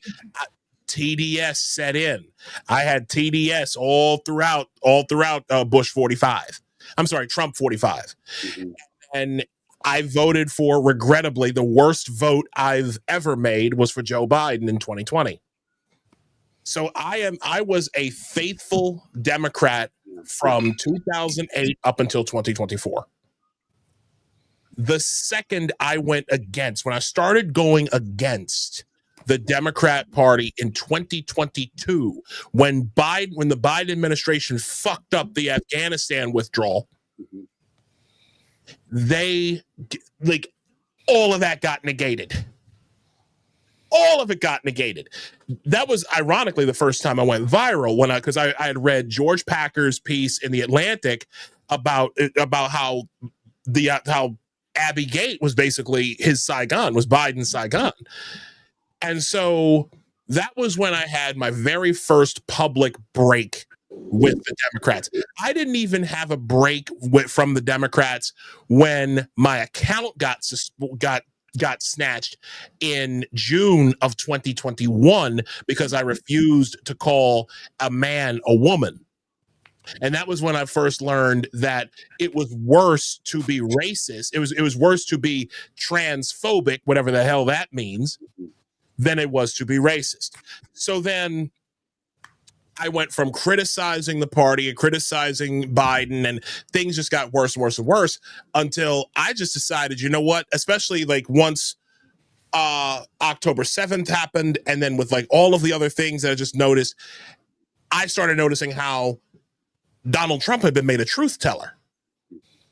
The exact opposite, like for me, the exact opposite had happened, right? Where when someone lies to you, you're in a relationship with somebody and someone lies to you, what's the first thing you start to wonder? What else did they lie about? There you go. What else have they been lying about? The exact opposite happened with Donald Trump when it came to Donald Trump.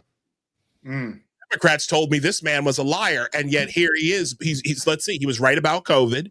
He was right about the cure being worse than the disease itself. And like every single thing after that, from the election to COVID to Fauci and all this other stuff, Trump just, the Democrat Party just continued making a truth teller out of him. And so we fast forward now to 2025, where I voted for Trump. I'm very proud of my vote. I am not sorry. And it just seems like a lot of people want to make people feel bad for voting for him. I'm sorry. Even with this thing with Iran, I am not regretting my vote. But yeah, that's a good segue. But the one thing that I keep getting, I keep getting like on Facebook the same shit from people. It's like, well, how could you possibly have voted for him? And then when I talk about things, I'll give you a perfect example of something that happened last week. Was talking to, I had just said, this is what I said, Pete. July 4th, 1776.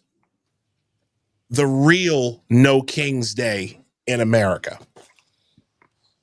Anybody with a brain knew exactly what I was talking about. Anyone who knew American history that hadn't been poisoned by the 1619 Project knew exactly what I was talking about. Leave it to a couple of people that I know, a couple friends of mine. One I actually ended up blocking because he got just fucking ridiculous. But they made it about Trump. And I'm like, why are you making the 4th of July about Trump? Because that was when the Army had their 250th birthday march. and they're making this about Trump. I'm like, no one made this about Trump. You're the ones who are making it about Trump. And it's like they wanted to get an angry response out of me just to say they did it. I think that one thing, I think one thing that as I listen to this call and I listen to, here's the thing, everyone on this call I know, I've listened to you all speak. I've been friends with Charlie for years. When Charlie was talking about what, like the reality of flying over and being in tight quarters, Charlie knows that because Charlie reads. Charlie is a voracious reader and researcher of a lot of different things. And my friends are, and everyone on this call is. That takes time, it takes effort, it takes intelligence, it takes work. Donald Trump is a celebrity. You can have an opinion on Donald Trump with 3 minutes knowledge. You don't have to do any work to have an opinion. You can suddenly express an emotion and suddenly you're in sync with a bunch of people. The anti-Trump bias is so unnuanced and Pete, not. let me interrupt you a second. Yeah. You don't have an opinion. You've adopted someone else's opinion. You've adopted someone else, and you're in sync, and so you're part of the. It's about it's tribalism, not real opinion. And when you break things down, and the left is very good at coming up with stuff that sounds reasonable in the moment, but again, if you put their thesis into practice, give them their win, and roll the tape forward, it doesn't go anywhere. It's like, they're all usually makes things worse. Yeah, it's like, yeah, I mean, like, and they exist. And also the left really needs the Republic. I mean, actually both sides kind of need this. There's a political theater where both sides are dependent on one another. Democrats are always going to be fighting for more food stamps and more stuff like that. They have to. They're never going to say enough, and they don't have to because they know Republicans will come in and stop them. It's like a child knowing they'll eventually get put to bed. They don't have to stay up till 5 a.m. Someone will put them to bed at 8:30 or 9. They're not going to have to worry. Clean up their mess too. Yeah. So I mean, that's. But it's also because it's marketing. They know that their base is in favor of it. I'm not saying their base is on food stamps, but their base is in favor of more social programs because of this twisted way of thinking. So even if they don't believe there should be more, they have to say there's more so they don't get rid of those people. And they know the other side will keep them in check because of the checks and balances aspect of it. However, and this I think is the biggest issue, especially with local politics, as we grow, we seem to be getting more and more entitled as a society. Because you've had less, strict parenting, you've had more participation trophies as kids. People are handed jobs right out of school that, here's $85,000 to sit at a desk and they just wait till 5 o'clock. I dropped out of school. I was 19. I had a boss that required me to be there 12 hours a day, and I was working on commission. So I'm not making that sound like I used to walk uphill both ways to school in the rain every day. But the next generation, it's just getting worse because they're used to so much free shit. And that's why you have candidates, especially in local races like Mamdani, who come out and say, we're going to give you free stuff, even though he knows damn well he can't give you free stuff. He's actually in a better position now as a state assemblyman to make buses free because it's a state entity.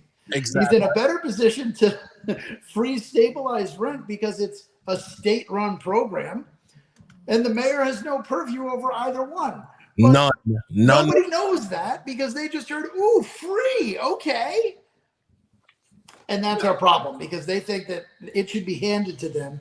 And I'm not talking about the people who actually need it. There are people who need subsidies. There are people that need them for health reasons, for mental health reasons, because they are stuck in a rut, because they went broke because of a poor business decision. They need a little help to get out of that rut. And then they come off of those services. Most people are not proud of the fact that they have to ask for help. And for some people, it's very hard to do so. So we need these programs. Those programs for those people, they go bankrupt when you start giving them to everybody. Exactly. And that's and we're seeing that. I mean, we're seeing that with other stuff throughout the city. It's like how much money has been put into Charlie's favorite thing, these bike lanes, while everything else gets thrown to the fucking wayside. everything else gets thrown to the wayside. And real quick, before we move on to New York City politics things, Marie Isabella said, now it's bedtime. LOL. Great show. Good night. Marie, thank you. We love you. We appreciate staying up with us, Marie. Staying up with us. We greatly appreciate it. Once again, ladies and gentlemen, this is Apostate Radio episode 20. This has been a fantastic show. This is I am, of course, Isaiah Carter. You've got Nostra Chavez from the land of Pete's, which is actually pretty good. I meant to actually say this before. I went up to Connecticut. I went up to CT to go see him last week. It's a fantastic time. Pete's is actually very good. Got Mr. Pete Holmberg, VP, one of several VPs of the Manhattan Republican Party, and of course our guy, the Manhattan Building Bulldog, Mr. Charlie Panoff, and little Aster is down there at with him. Appreciate you guys coming back on. Let's get into it. Let's get into this. We got an election Tuesday. I've already early voted. I am still registered as a Democrat, even though I despise this party. I think they're just a cadre of communists. So basically, I'm playing spoiler. I guess it's kind of how I view my role in all of this. We've got Zoran out here. Matter of fact, I just reposted something that Charlie had. Hold on, let me just look for it real quick. Charlie, you had posted something. I think you mentioned it earlier. Downgrade. Yeah, well, you said the Z word. It makes her very upset. I bet. Look, hey, girl, makes me upset too. Yeah, I found it. I found what I was looking for here. Here we go. The theater. Yeah, you're the one that you reposted. Here we go. Let me just pull this up. Charlie wrote this a little while ago, ladies and gentlemen. He says, let's say there was fraud and someone stole the deed, which I doubt. What does the prior owner's race have to do with anything? Theft is theft, fraud is fraud, stupidity is stupidity. And the context of this was Ayanna Harry Dudley says, now Zoran Mamdani speaking with protesters outside the Working Families Party, the Communist Party of New York City, Rank the Slate rally. Demonstrators claim the venue, Crown Hill, was stolen through deed theft from a black owner. Let me see. And she also says Zellnor Myrie, another mayoral candidate, will no longer be speaking at the WFP mayoral candidate due to deed theft concerns. What? Okay. All right. Help me understand this, Charlie. What exactly is this foolishness? So I looked it up. Because it is something that does happen sometimes. If you have somebody, especially in a vacant building, who claims they own it and they go into sale for it, they sell it to somebody who, they can forge documents and show that they own it, even though they don't own it, and they erroneously sell it to someone else. That person's now paid money for property that they now don't have an actual right to, but they think they do, and then a legal battle ensues. And a lot of times when that happens, the original owner, they have no idea what's going on. It's like somebody sells the Brooklyn Bridge, right? The city owns the bridge. I can sell you the bridge for $1 million right now, and I can give you a deed to the bridge. What are you going to do? Nothing. People are going to keep using the bridge. You just sold $1 million, spent $1 million to tell people you own the Brooklyn Bridge. Well, there was a bunch of townhouses in that neighborhood that this happened with back in, I believe, like around the late 20-teens, like 2017, 18, where they were basically vacant houses, and this guy went around selling them, and he didn't have the right to sell them. So there's a thought that this theater was part of that. There's no proof on either side. You're going to have to dig through Acris with the city records and go down to the city property clerk's office, because it's probably not in the computer yet, to figure out chain of custody of this actual theater and the land going all the way back to the 1800s. But the fact of the matter is, who's wasting their time on this? There's nobody there demonstrating that, saying, hey, this is my theater. Don't go in there. It's mine. These are people who are just looking to virtue signal. And, you know, it's the same people with the whole, you know, giving land back to the Native Americans thing. You know what? What happened to Native Americans in this country is awful. What didn't happen is we didn't steal Manhattan. We traded for it. Exactly. All right. Right. Did we do horrible things? Yes.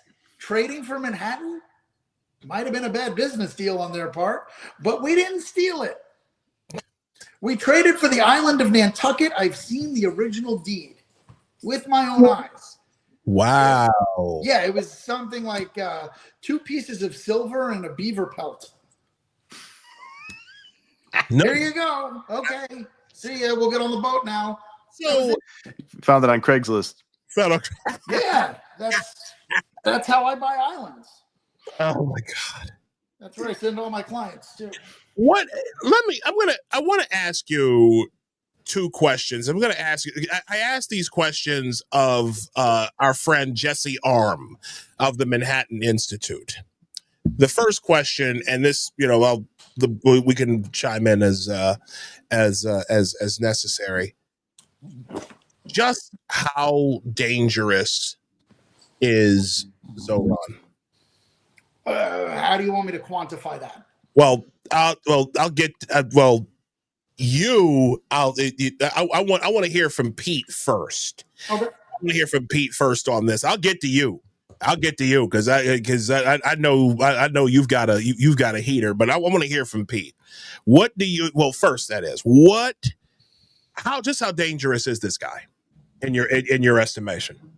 In my estimation, I think there's right now in reality, not at all. He's not going to win. I don't think he's at all dangerous because I don't think he's going to win. Now, wait. Why do you think that? The reason I don't think he's going to win is from what I'm hearing. I believe really that one of 2 things will happen. Either Andrew Cuomo will win the Democratic primary on Tuesday, or even if he wins the Democratic primary, I do not believe, from what I've just talked to, I know a lot of the power brokers in this town are Democrat. A lot of the people who are actually very conservative are, like you, still registered as Democrats so they can vote in this. There are a lot of people, I was one of them for a long time, who were like, yeah, I'm going to register as a Democrat so I can vote for mayor. There's a ton of those people. They're not counted. They don't show up in polls.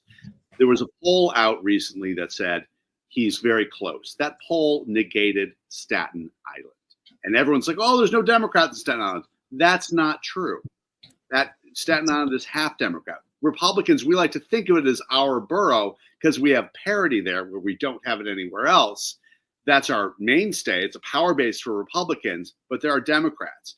And so there's a lot of kind of campaign propaganda polls that are out there. I don't think he's going to win on Tuesday. And if he does somehow eke out a victory with the ranked choice voting, I believe people will come around. I think actually it will lead to a huge groundswell of conservatism and common sense in this town. So I can't pretend to be scared of him. I just am not. That's my opinion. So you don't think there's enough like gentrifying hipsters and young leftists and or Muslims in the city? I just don't. First of all, there's a Muslim, right? I just don't think a lot of it also is there's a huge difference, and they've seen this in the polls. The reason Hillary lost is that a lot of people who polled on the Thursday before the election said, oh, I'm voting for her on Tuesday. And they meant it. They were telling the truth. But the level of passion wasn't quite there. And so on Tuesday, they're like, oh, I don't know where I'm going to park. It's a little late. I'll let's snooze. I will tell you, the New York Times is the people who would put him over the top are the people who would still take the New York Times very seriously. And the New York Times pretty much, I will tell you, I was concerned before the New York Times. I think those people, they're like, we're not going to. I think it's going to be a very low turnout. I think a lot of people who feel a little like they just don't vote. And we don't really account for that. Elections are not won based on someone changing their mind.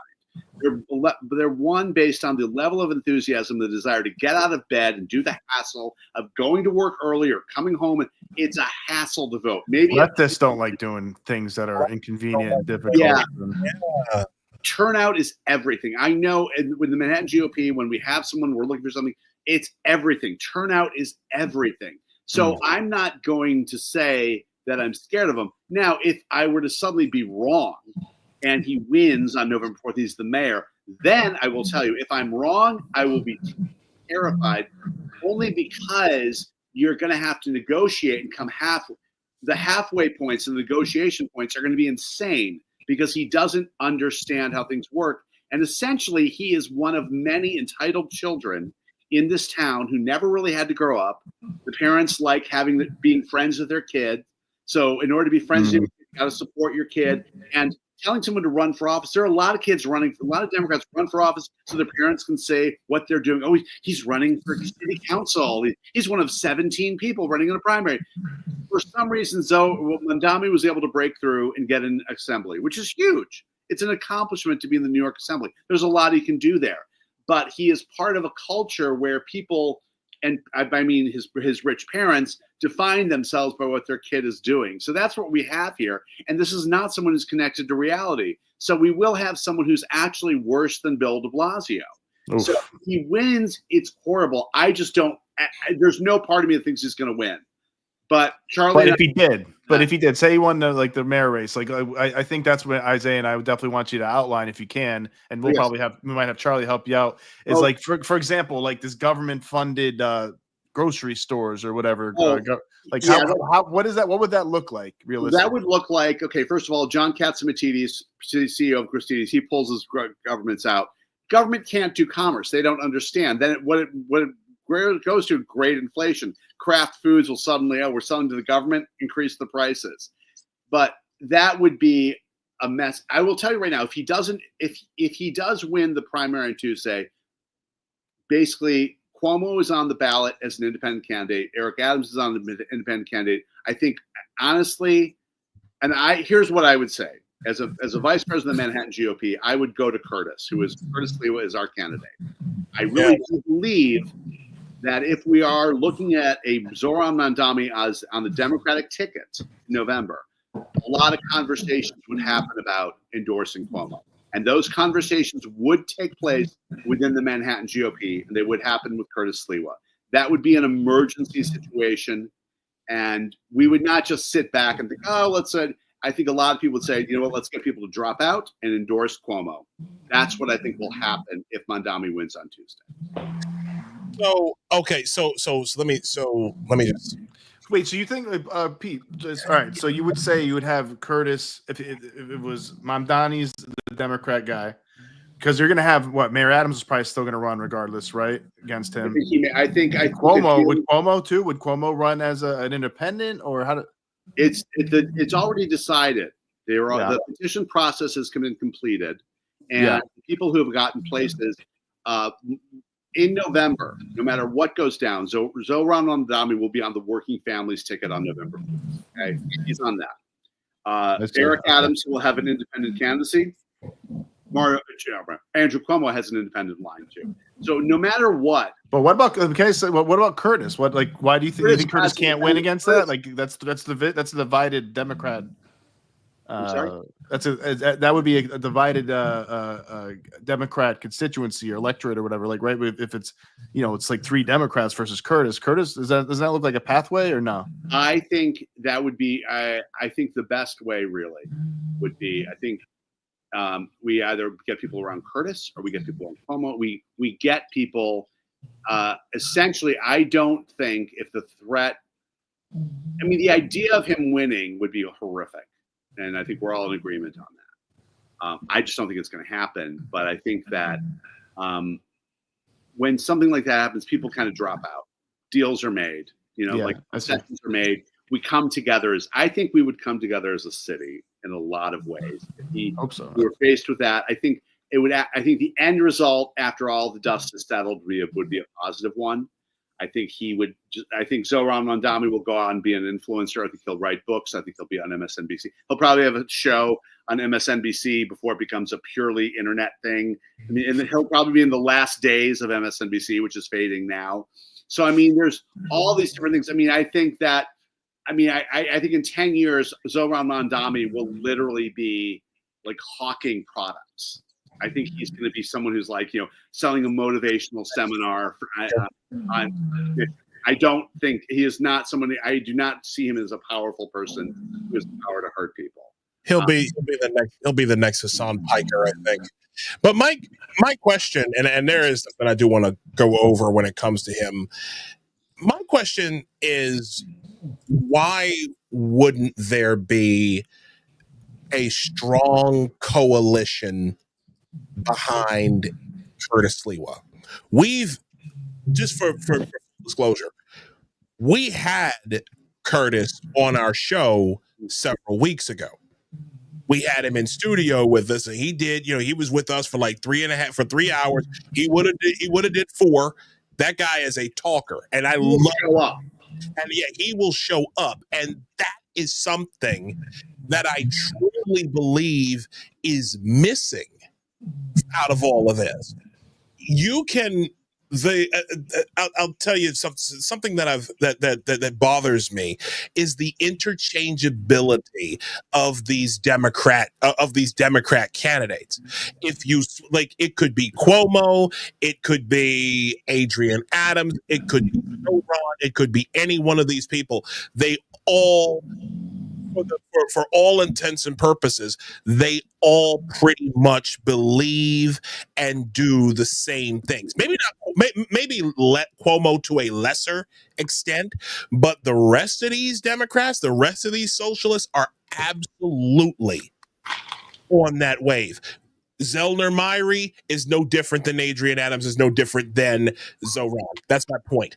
My question is, what is it about Curtis that is driving party officials or like people at the top? What is it about him that's driving people away? Because I don't see much mainstream support for this guy. I think that the one problem he has is he lost before. He ran 4 years ago. So it's a hard time to make, and we're not seeing the polling just isn't there. And polling does kind of make sense. It's not completely off. So people don't see him as viable. I know what it's like to be seen as a non-viable candidate. You're only going to get attention if you're speaking to a certain issue. So right now in this, it's a horse race. He doesn't have great odds. And all right, hold on. So what makes him viable? What would change that? Question: what makes him viable? What would make him viable? Certainly, I think that his best, honestly, if Zohran comes out of the gate and wins on Tuesday, we have our talking points. We know what they are. Everyone's got to get their ducks in a row. I think that is a choice between Curtis Curtis has lived a real life. Who's more New York than Curtis Sliwa? Curtis out of these candidates or in general? I mean, just number one, Curtis supports himself. Curtis pays rent. Curtis, Zohran Mamdani has been carried his whole life. Curtis Sliwa was a human being who has earned his place and lived his life and been through things. And so if it becomes a Curtis versus Zohran Mamdani, that's a very, that changes Curtis's profile and we get a reset. I don't believe I do not think the chances against Cuomo are great. Zohran Mamdani, that's a whole different story. But the reality is it's very tough in this city because another thing is people, our numbers as Republicans, because people don't register as Republicans, And I urge you all on this call to, if you live in New York, anyone watching this, if you really believe in conservative causes and you live in Manhattan, register as a Republican. Those numbers do reflect because the lack of registration gives people license to dismiss us. And the registration is bad. It's like we're down like 8 to 1. I mean, our registration numbers are not great. And so that makes you it makes you an extreme minority party when you're the Republican nominee for something. It's like, oh, great, you're like 17%. Nobody wants to put money into something that's clearly, obviously going to lose. That's really what it is. So it's if it's 8 to 1. Yeah, it is, and so it's an awkward. You hear me hemming and hawing here because this is a real awkward topic for me. I'll just it's really awkward because our numbers in terms of registration and presence are really small. So we don't get taken seriously in a lot of ways. We do get ignored, and that's just reality. And so in looking at this and looking at the threat of someone like a Zohran Mamdani, okay, what are our real chances? I think we're having very realistic conversations with ourselves. Can Curtis win? Those are real conversations. We're not the Biden campaign. We're not going to overlook, something that's clearly, our numbers are bad. Joe Biden had mental decline. The Republicans. Wait. I'm saying you're sharp as a tack. What are you talking about? It's basic fact. That was a basic fact. We all saw that. And the Republican numbers in Manhattan are not good. We do not have good numbers. We have great people. We certainly are, I believe, on the right side of history. But we're living in a time where our numbers, both in terms of, I got 18.2% of the vote. I got slaughtered. We all got slaughtered. We get slaughtered all the time, but we're not giving up. And we're still here. And that does make it tough sometimes. And so Pete, he's a big personality. He's New York. Real quick, Charlie, I just want to say he's a big personality. He's New York, like classic New York. Gambinos shot him. He was like a Warriors New Yorker getting in fights with people in Brooklyn.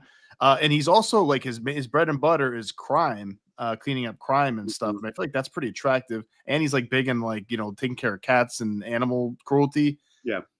So I mean, I don't, and like again, maybe I don't understand New York City mayor politics, but like he'll be going against either way. He's going against Zohran, he's going against Cuomo, and he's going against Eric Adams. And Walden. To me, it seems like there's a pathway for him. If you get some more cameras in front of him and get some good social media people with him and some money, but I don't know, maybe there's something I'm missing. I would agree with that because the energy that guy has, as opposed to, today's my 10th anniversary of living in New York City. So I am a real New Yorker. This is a huge day for you. It is. Congratulations. Now, the reason why I bring that up is because when I listen to Curtis, when we talk to Curtis, I see a guy who lives and breathes this town. Okay, he is a quintessential. He is the quintessential New Yorker. Yeah, yeah. And the other part to that is Curtis, just like Jim Walden. I'll give him props on this. These guys are out here. They're in the streets. Okay. Like people, like they have, like Curtis has a name recognition that you can't beat, right? Like he might not be known by party elites, right? Or like out of state donors, but the people in the neighborhood know him. You know what I'm saying? So my thing is this, like, if you, like his Uber driver knew him when we picked. That's a true story. I was surprised about that. There, okay. Yeah. The Uber driver, the people. I've never picked up a celebrity before. I'm like, how does he know? I'm surprised he knew Curtis. He's like a young guy. Exactly. So my thing is, matter of fact, I'm gonna ask a follow-up question on that. If there isn't much support for Curtis in, say, Manhattan, why not switch the focus to the outer boroughs? We do that. That's certainly, I think that in terms of numbers, in terms of I'm not involved in Curtis's campaign. I will tell you right now, I cannot speak on behalf of Curtis's campaign. Understood. No. And I've been involved in others. I was involved in Fernando Mateo when we ran him in the primary 4 years ago. There is division within the party about Curtis. There were incidents involving Curtis that people had issues with. And anyone doing research on it, showing up at poll sites with his animals and refusing and having his, Cuomo, Curtis for mayor, and just certain things that he's done. He's a big personality, and big personalities in this town have detractors and they have fans. And Curtis is no different in that way. Of course. I've met Curtis many times. I like Curtis. I certainly will be voting for him in November. But I think that the reality of having a Republican mayoral candidate to win, there's got to be certain numbers and there has to be certain money in place. That money and the numbers in terms of polling and numbers in terms of money are not in place. I think don't look great right now. They could change radically.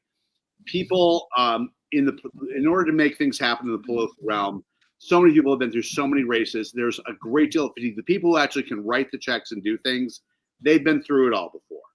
Yeah. You really have to come at them. You cannot. I mean, I've been on the phone with the New York Post trying to get Charlie. Remember Brian Robinson, who ran for city council a couple? You did work with him. I did some articles for him. You're on the phone with these people, and you're excited. And the campaign's great. And you're getting great stuff on the street, and you're having the anecdotal experience. You're talking to this guy for 3 hours. We have that. The press will say, "Show me a poll. Show me an independent poll. How much money has he raised?" It comes down to very blunt stuff. It comes down to how much money. And what kind of legitimate poll can you show me? And so the excitement around Curtis, you meet Curtis, you spend 3 hours with Curtis, like, why isn't this guy not mayor? Of course, if you spend 3 hours with Curtis Sliwa, you're going to think you spend 10 minutes with Curtis Sliwa. You're like, why is he not mayor? But that really isn't how it works. And it has to translate across broad platforms. And frankly, it's just not. We're not set up for the city and the dominant media, and the people in this town are so entrenched. And I'll tell you, just the Trump derangement syndrome in this town is so deep. People who kind of would like Curtis and may even secretly vote for Curtis. He's Republican. Be in public disclosure giving him money. They don't want to be busted. They don't want to be busted at work for writing a check. That you can secretly vote for someone. You cannot secretly donate money, and that's a huge barrier. So we'll see what happens. And I think you can secretly donate money to Mom Donnie through ghost donors. I don't know. But yeah, I mean, you can do that. I mean, yeah, so you're still flouting it, but I mean, the reality is legitimately, I believe firmly Curtis will get much better numbers this November than he did 4 years ago. The crime, the fact that he's out there. I think Curtis has had a much more disciplined campaign. I think he didn't know if he was going to win the primary last time. There was a primary. There's no primary this time. Curtis is our guy. We're running him. There's no issue. He's definitely on the ballot, both independently and under the GOP line in November, and he'll do much better.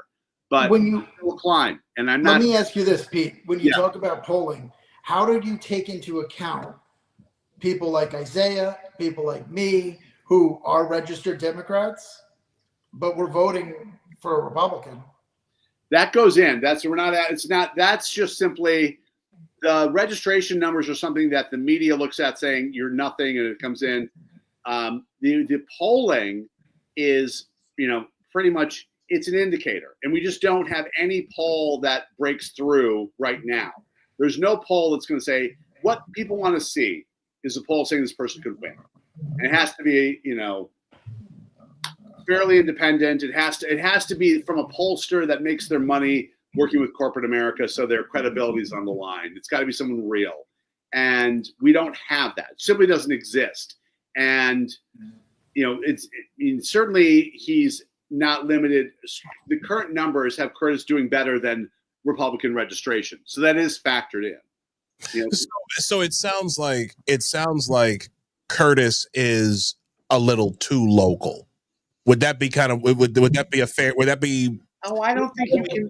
I think it's just, I mean, if that would even be something like that's his biggest strength. No, I wouldn't say that. I think one of the best strengths of Curtis Lee was he's been on the subways, the Guardian Angels. I would say the New York born and bred. I don't think you can be too local. Certainly if someone had moved here 5 years ago from the West Coast and was running, we would throw that against them. I certainly think that would be a huge weakness in anyone who didn't grow up here.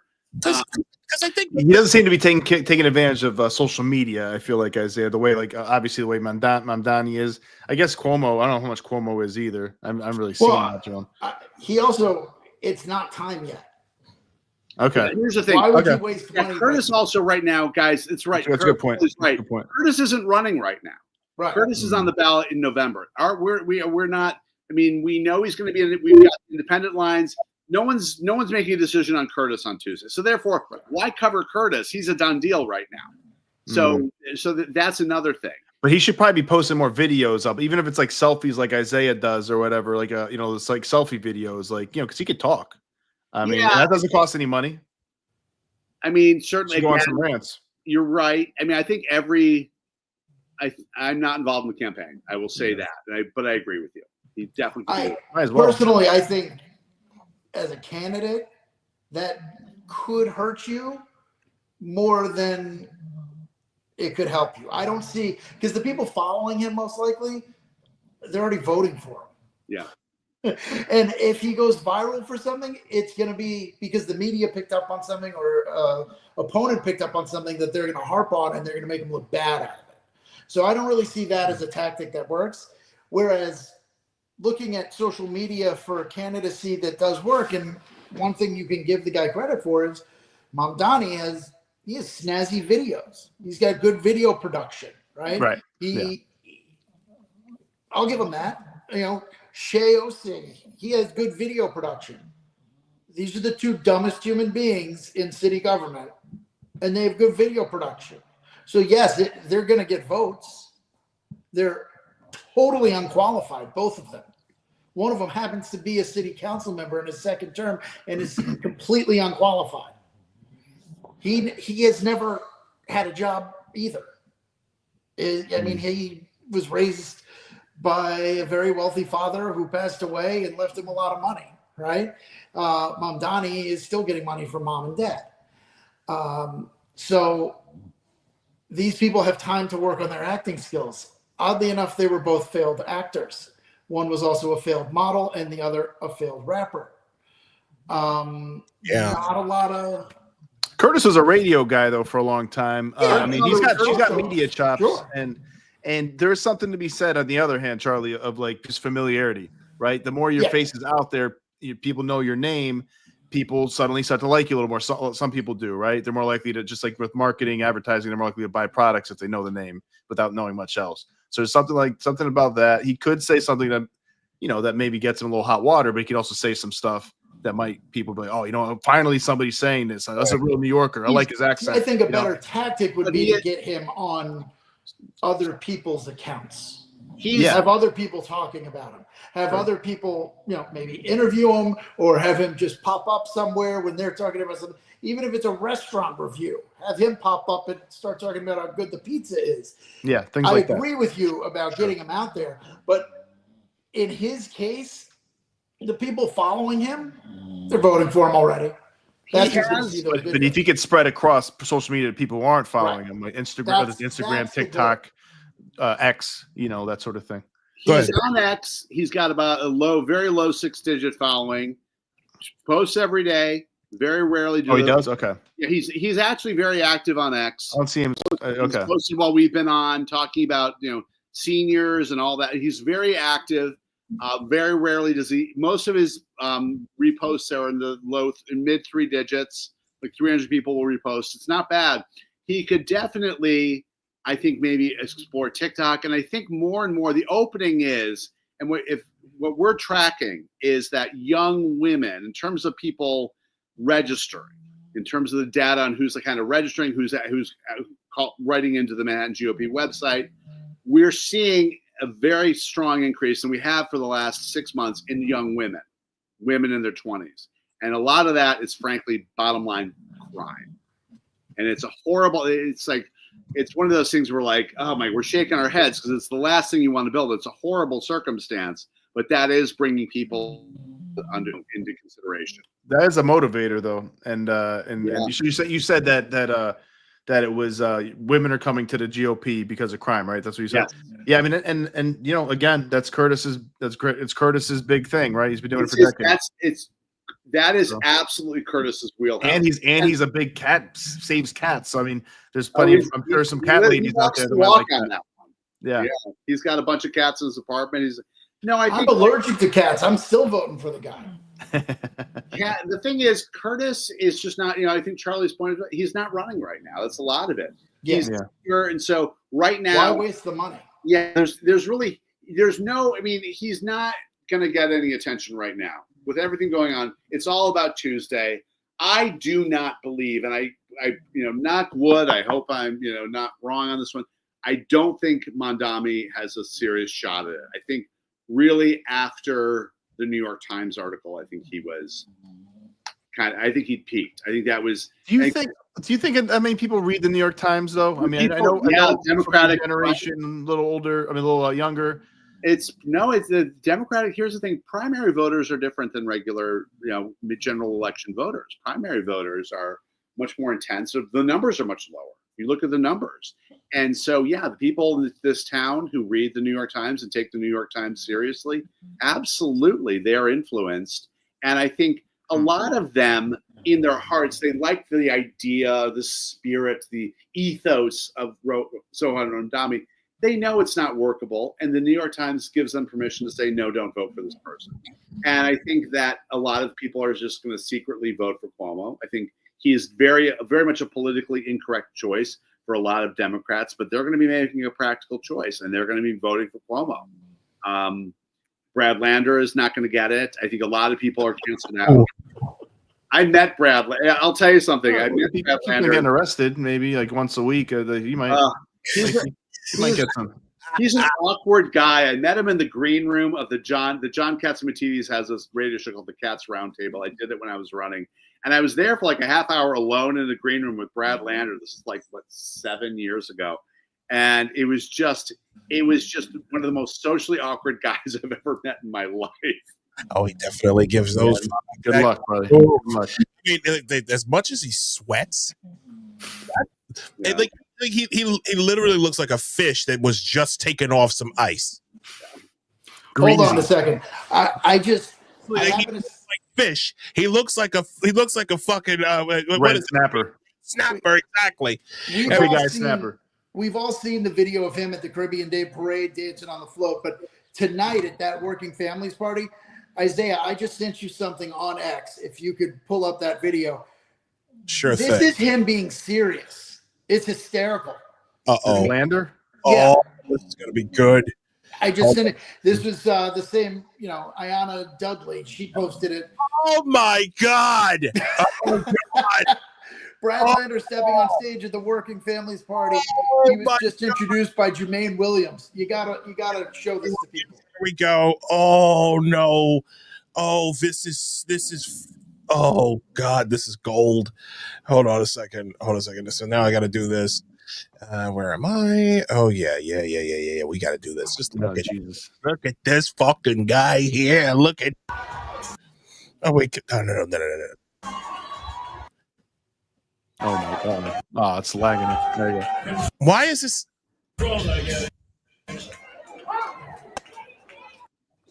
Public advocate, your money, will you? Hold on. He's dancing like Elon on stage. Everybody looking. Why? Or like Bill Gates. He's dancing like Bill Gates in the Microsoft video. That's what he's doing. Bill Gates and those other. Public advocate, your money, will you?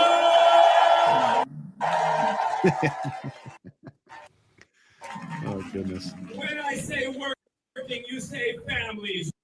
Working. Is he doing a hip hop chant? God! Oh shit! He's doing a hip hop chant.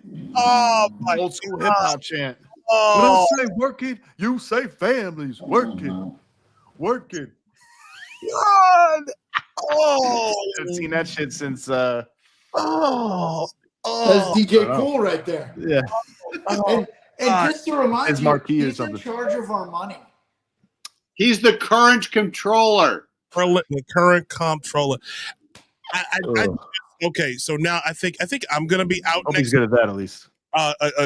Chavez, I'm gonna be out next week because I just cringed so fucking hard. I think I pulled a muscle in my neck. That's rough, man. Right. He So did bad. the Bill Gates dance, the Microsoft dance, and then he went in with the hip hop, old school hip hop crowd work. Oh, and who can forget? Good Lord. Forget. Wait a minute. I gotta find this.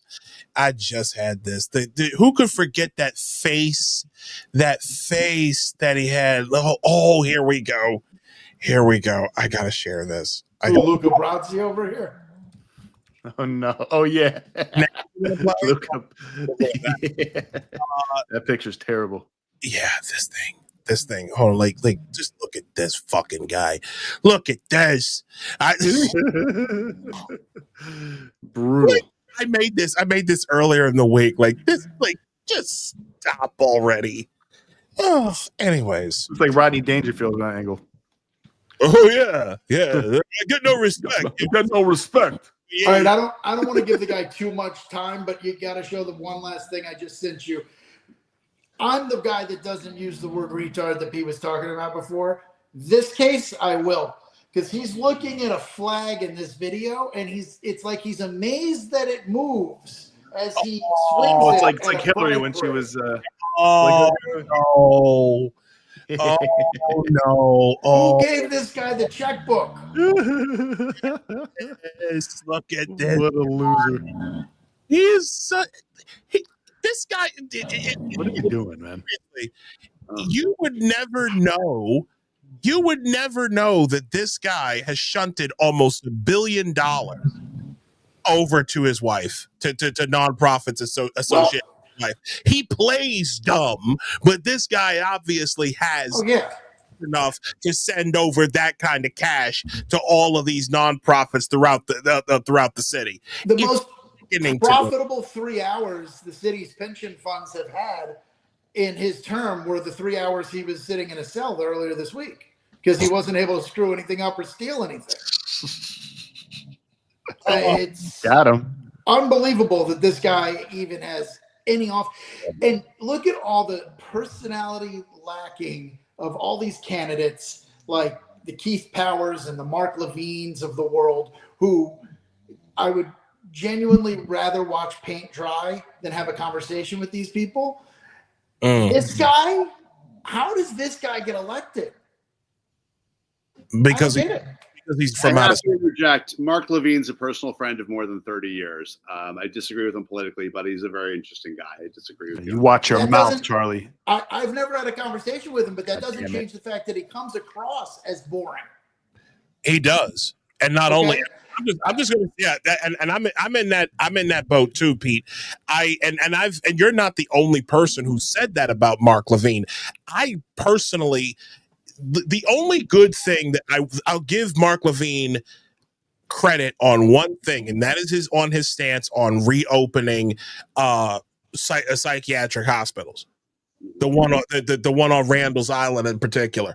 I'll give him credit on that, but in terms of like what he's done as borough president, stacking all of these, stacking the community boards with all of these transportation alternatives people and all of that. I'm good. Well, on matters of policy, he and I agree to disagree. But I'm just saying, in terms of, I have spent a lot of time. I did pro bono work for him when he opened his credit union 30 years ago. I got him on New Yorker of the Week for New York One. I mean, I think the political process kind of whittles people down. Never got me on New Yorker of the Week, Pete. That's true. Well, that'll happen. But I think that it's interesting because I think that to make it in New York politics is why people don't go national from New York. New York whittles you down. I don't think it's a great town to be a big personality in. I think Curtis is learning that. I think Mark Levine learned it in the reverse and, shuts down a lot of what makes Mark a compelling person in person is not there for the public. And that results in success in New York politics. I don't think New York politics is a place to become somebody and go national. It doesn't happen. I mean, Giuliani, because of 9/11, went national, but he really, boy, did he not do well when he ran. I mean, that did not translate. His Yeah, that's true. was, you know, I think a guy's like if there's one guy, De Blasio is an exception, Pete, because he was awful in person and awful as a mayor. I'm just kidding, guys. Guy. He did not do well nationally. Yeah. Oh my god! Like I don't know what to say. Like the one guy, like if there's a city council member that I can think of that's kind of like that, that's really like just like another one who's very like socially awkward. Like I'm talking about a guy who actually runs away from constituents when they talk to him. That Lincoln would be Wrestler. Yes. Who? Lincoln Wrestler. He's a trust. Williamsburg and Greenpoint. Yeah, he's a trustafarian with an office on Atlantic Avenue. I don't understand that part, but yeah, this guy, he's a trustafarian kid. I think he's younger than us. He's in his like mid-30s, and he's all of what? He's like 5'2" or some shit. Well, and runs. You know where his money's from? From his. What's his money from? His family owns large pieces of the companies that provide power for electric vehicles in the charging stations. Oh my God. He's just purely a plant for electric cars and for e-bikes and anything that's charged on 2 or 4 wheels. So every time he passes legislation, he's hearing the cash register ring. So that thing that Impunity City posted earlier today, where he was out in Queens and they were setting up that I guess a massive charging station. Oh my God, gentlemen, it's been a pleasure. Oh, you know what? No, there's one more question I have to ask you, Pete. Okay. Because this is the second question that I asked Jesse. Well, hold on. I just wanted to answer the first question you asked. Pete, that's right. Charlie didn't get a chance to answer about how dangerous is Mamdani? Yeah. Yes. I disagree with Pete.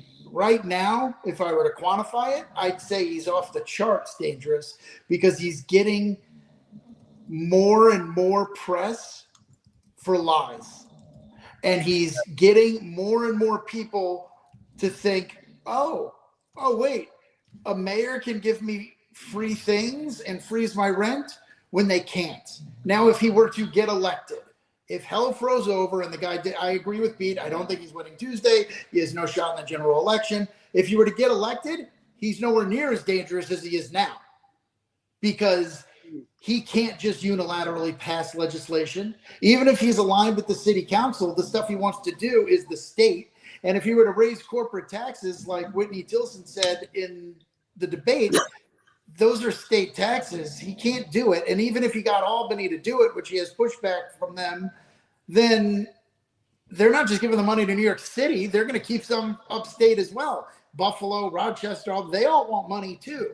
So he has no ability to do any of the things he says. But if he leaves them as empty promises, it gives the socialists and the DSA the ability to continually do the same thing to increase their membership and to run another version of him in 4 years to increase their membership and have more entitled people registering and voting for whoever their candidate is. And eventually the house of cards falls because one day, if they're successful, they get elected and everyone says, wait, but my bus ride, it wasn't free. And all these companies left New York and the rent wasn't frozen. You lied to me. That would be great. But it's not going to happen because he won't get elected. So right now, he's the most dangerous candidate in this race. Once he loses, he's not. The next guy is. If he were to win, he's handcuffed. It doesn't matter. He can't do shit. So this socialist dystopia isn't going to arrive whether he gets elected or not, you're saying? Correct. Interesting. Well, what about the government-funded grocery store and stuff like that? He can't do it. No. How can he do it? I don't know. I don't know. Is he going to go in and use eminent domain as a mayor to seize retail space and turn them into groceries? Is he going to go get Albany to approve tax cuts for people to give away their space so he can put food on the shelves? Exactly what Pete said. Kraft Foods is going to say, no, we're selling to the government. If he's using the idea of price gouging, which isn't happening. I'm sorry, there's no price gouging in groceries. People charge more in different areas because of rent. A bottle of Diet Coke or Gatorade costs a lot more on 55th and Madison than it does on 116th and 2nd because the rent's higher. That's it. Interesting. So if you want to talk about price gouging, that happens at the supplier level. Does he have the power? Or did you say the free Palestine? Sorry? Yes, Palestine is free. Can you free You can have as Palestine? much of it as you'd like. You can go pick up the rocks and take home. You just gotta, delivery's not included. That's where they get you. It's like when they offer the second one free, but you got to pay $15.95 for shipping and handling. Pete, last question. All right. Yes. Well, that's good. That makes me feel better, at least. Yes, same. I've been very concerned about. I've lived in the outer boroughs the whole 10 years I've been here. Okay, I have not lived in Manhattan. Thought about it, but there wasn't anything that was available, unfortunately. In the wake of President Trump's election, well, as a result of, I guess that's not a good way to put it, but Trump made inroads in so many places here in New York City.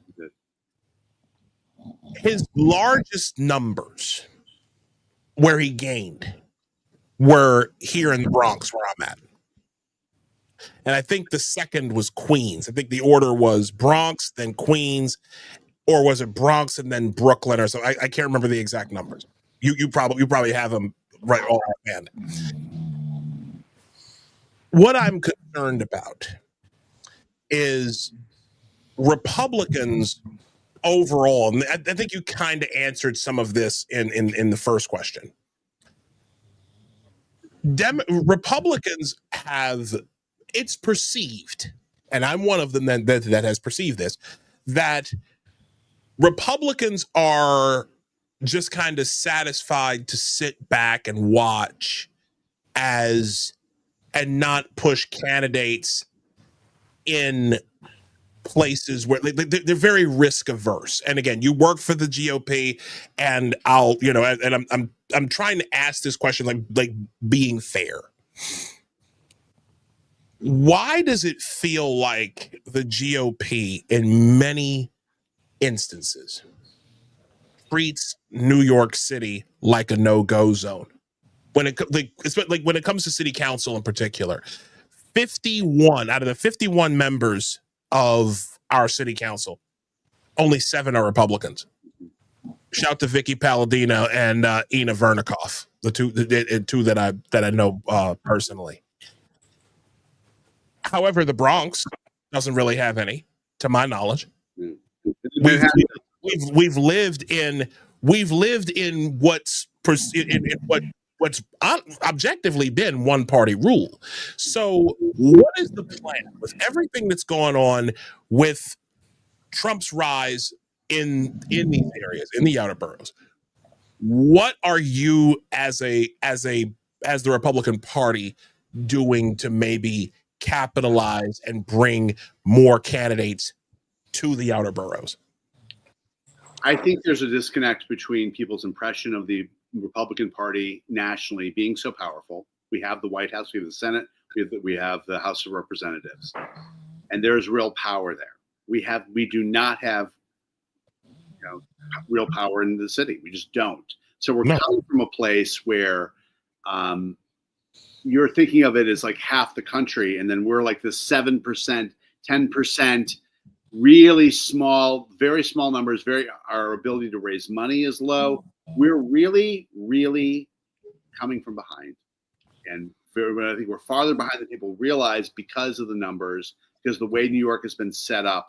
So there is a little bit of progress being made. My goal, I will just tell you personally, and because we hear this sort of big, broad plans a lot, and I will say, and I just know that I have limited political capital.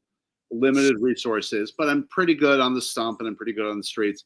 My goal as one of the vice presidents of the Manhattan GOP is, and I will say this, my goal in life is to get one Republican official elected on the island of Manhattan. That is my goal. And towards that goal, every time someone comes up, like we had downtown, we had Brian Robinson 2 years ago. Charlie worked with him. I made every effort. We were writing op-eds for him. We were doing that. Didn't get anywhere. Eventually, something's going to break through and we're going to have one. And we're going to have one up in the Bronx, and it starts small. I think people are thinking, oh, this broad plan. We really need to centralize more. We do spread ourselves kind of thin with candidates that maybe aren't as viable because we're not getting people to run. We're not having primaries. The tide will turn. Things will turn when there are Republican primaries. And we have some, not in the island of Manhattan, we don't. Or we have one. We have a primary for controller, actually. But when we're going to see that is when people start wanting these. It's a slow, arduous process. And it's happening, but it's happening so far from such a small vantage point that you're not noticing it. You're not going to notice if something goes from 9% to 12%, even though that's a 25% increase or a 33% increase. It still feels really small because that's your impression. On the inside, we are making tracks. We are getting better. Our social media numbers are up. Our numbers are up. Our numbers are increasing incrementally, but we've got a long, long way to go. And one thing that will help is people just saying, I'm going to bite the bullet, give up these primaries, and register as a Republican. That's a lot of our effort now, is just getting people to say, hey, I am a Republican, so we can get certain things funding-wise, so we can get more money from the RNC. I actually met with Casey Crosby last fall with the Manhattan GOP. We had a meeting. We basically made the case for saying, hey, to the Republican National Committee nationally, invest in the cities. We are making the play to get national support, saying if we can do it here. But it's a tough road. It's just a very tough road. And your impression is not off, though. When you're saying, oh, it's nothing, I get that. We understand that. It's not because you're not looking somewhere. It's because you're just not in the thick of it, in the trenches with us, looking at the numbers on a monthly basis. Right, of course. Involved. Well, I mean, we're just we're a humble podcast, fledgling podcast, as being our 20th episode. So, we'll do better. I'll commit to doing better in terms of like having the stats and looking at things and being a lot more involved than what I've been. I didn't have much of a chance at doing that when I was living in Brooklyn, but I will be doing that now that I'm here. Well, I really appreciate that. We really appreciate that. Thank you. That's where it starts. This is, you say fledgling in many ways. I hate to say, the GOP may be very strong nationally. It's not wrong to maybe possibly use that term about us, especially in Manhattan, where we're really fledgling to get on ground and get people. We haven't had an elected official here since Roy Goodman, who was a state senator on the Upper East Side, more than years ago. So we've got a lot of work to do. Pete, I'll say this is the time, I think, to really be optimistic, though, about potentially converting people, registering people, because this is legacy media is dying in a lot of ways, and independent media is leaning conservative pretty heavily. And I think a lot of people, and the Democrats have never been crazier, right? And so who we're getting? There's a big opportunity here. You know who we're getting? What we're seeing? We're getting young men. We're getting young people. Anyone who had to wear a mask in school, we're getting a lot of them. Oh yeah. We're getting young men and women who are dealing with crime. So we're getting the millennials. I think we may have lost out on. I don't think we'll ever get them. But the 26 and unders. A lot of them are listening to conservative leaning independent media. They're like Rogan's pretty conservative leaning. Most of the comedians are. They criticize Democrats quite a bit. They have their little Democrat points of view, so they're kind of moderate, but they're center right. I'd say most of them. And that's a lot of millennials. That's a lot of Gen Z. That's a lot of Gen X. Yeah. So they're out there, and they're disgusted, I think, with the Democrats, and they think that they're crazy. They think that the gender stuff is out of control. The open borders is ridiculous. The legacy media lying to us. They see that. you know, it's there's a lot to say. I mean, the crime, the woke policies that don't work, that make everything more expensive, that makes people dumber, makes people hate the country. Like the list goes on. There's not much to say. And if you look at even the legacy media, they can't even whitewash the Democrats anymore. Like the Democrats are in trouble. So I don't see why New York can't really make some gains. I don't think, I'm not saying they're going to, I'm not saying it's not going to win a lot of elections anytime soon, but there's some gains to be made. Like the Democrats might be done, honestly. If they refuse to accept reality the way they have been, and they just continuously election cycle after election cycle just refuse to look in the mirror for the most part, they are going to be done if they just keep on going into the View. The View woke bubble and further and more entrenched, they're going to be done. Yeah, a couple things before we wrap up. Shannon Heron, good to thank you for commenting. Thank you for watching. Says we need Soros money. Maybe Elon can help.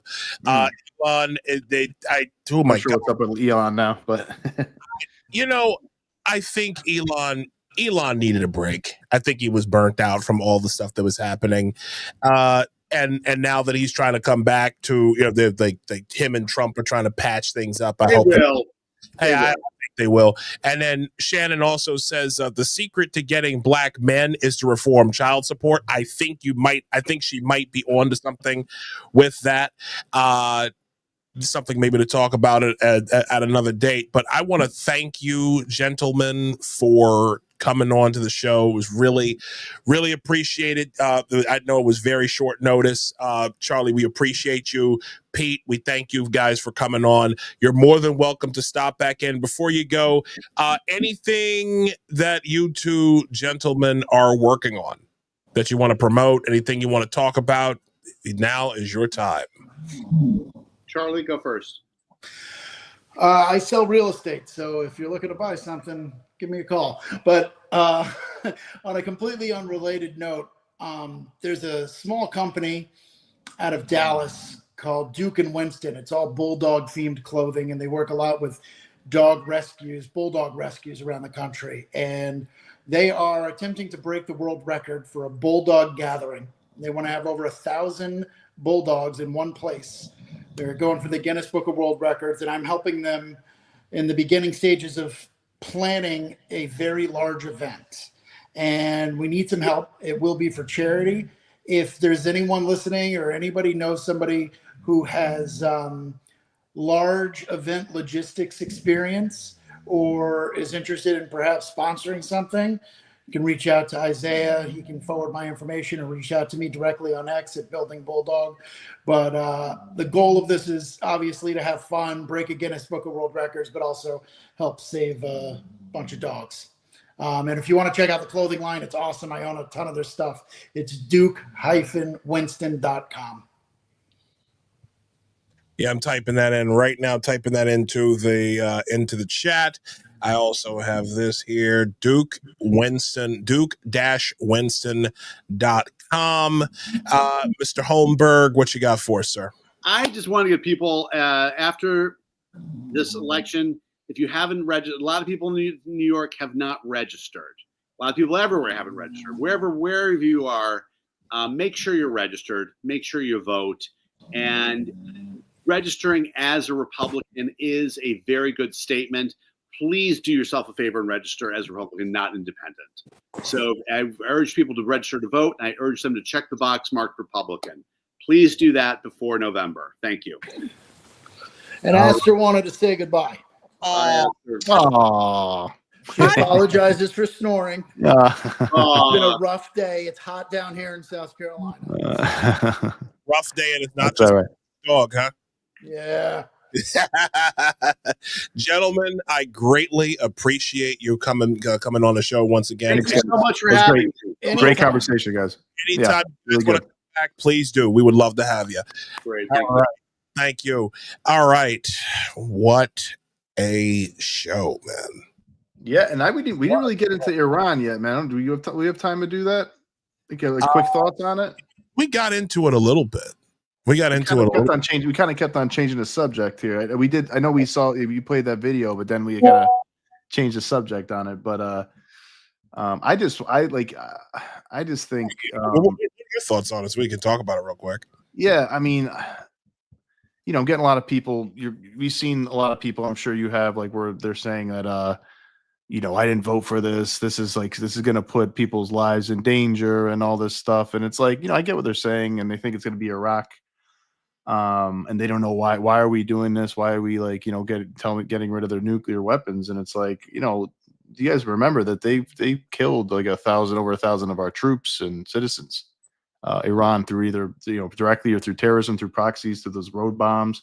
It's like, why would we tolerate that in the first place? Like, I don't understand, like, why anybody thought, like, we're a lot more powerful than them. Obviously, we already let Israel just freaking laid them out on their back, pretty much. It's like, why wouldn't we just finish the job and just get rid of that nuclear risk? Why wouldn't we? Like, I don't understand what the issue is. Like, if you have all this power, all this strength that we have, all this money we put towards our military, and you have these people who are threatening you all the time, killing us, literally killing our people, launching missiles at and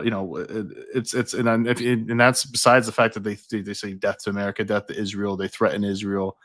They've tried to launch, who knows how many missiles at Israel over the years before this. October 7th, they helped with that. I mean, what do you mean that why are you so shocked that we did this? I just don't understand. And then one more thing I want to say is that even I saw it was very positive from CNN last night, or when was it last night that it happened? Yeah, where they bombed Fordo, and like Rahm Emanuel, who he was a former Obama guy, like chief of staff, wasn't he? Yeah, he was. Yeah. He was Obama's chief of staff in the first. Yeah. The first 4 years. Big Democrat. I think he was the mayor of Chicago as well. Yes. Is he Jewish? Yes, he is. I think he is. So that's probably part of it. But like, he was even saying, like, he was very positive about it. He said, and this I thought was really important, like, that people need to realize, it's like Iran is a bit of a proxy, I think, for China, maybe even for Russia. And it's like, he said that, like, doing this to Iran, it's like it makes Russia and it makes China really recalibrate what they might want to do with us. Like, do they want to screw around with us? Do they want to press things too much? Do they want to go after Taiwan? I don't know if I'm China, if I want to even risk that. But before this, I don't think I'm not sure I want to risk that. But now it's like, we just, Iran is like not going to do shit unless we have like a ground war with them or something like that. And then, maybe, but like, it's like, so, I mean, China needs, I think everybody sees this and like, oh, Trump says what he's going to do, and he does it. And we did it like a freaking movie, like freaking like Top Gun, just having these freaking ridiculously advanced ships go over there, drop these 30,000 ton, like we could do that to other countries too. We could do that shit to China. We could do that shit to Russia if we need to. It's like, I think, like, people need to know, they need to know that we're willing to do that. Like, you need to have strength through peace through strength. Exactly. And and it's a peace through strength. And I think, we've been missing that with the Democrats, like paying Iran $1.5 billion and stuff, and letting them dick us around for decades. It's like, why? Why are we doing this? Like, enough. Anyway, that's what I want to say.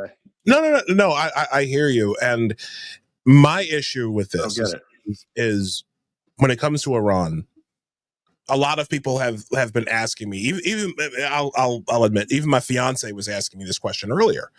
Like, how is this America first?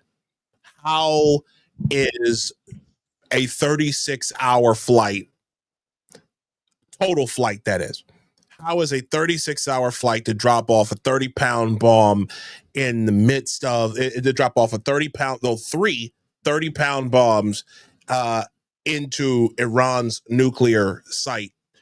How is that America first? I've thought about it, and here's what I keep coming back to this. Iran wanted dead Americans more than anything else.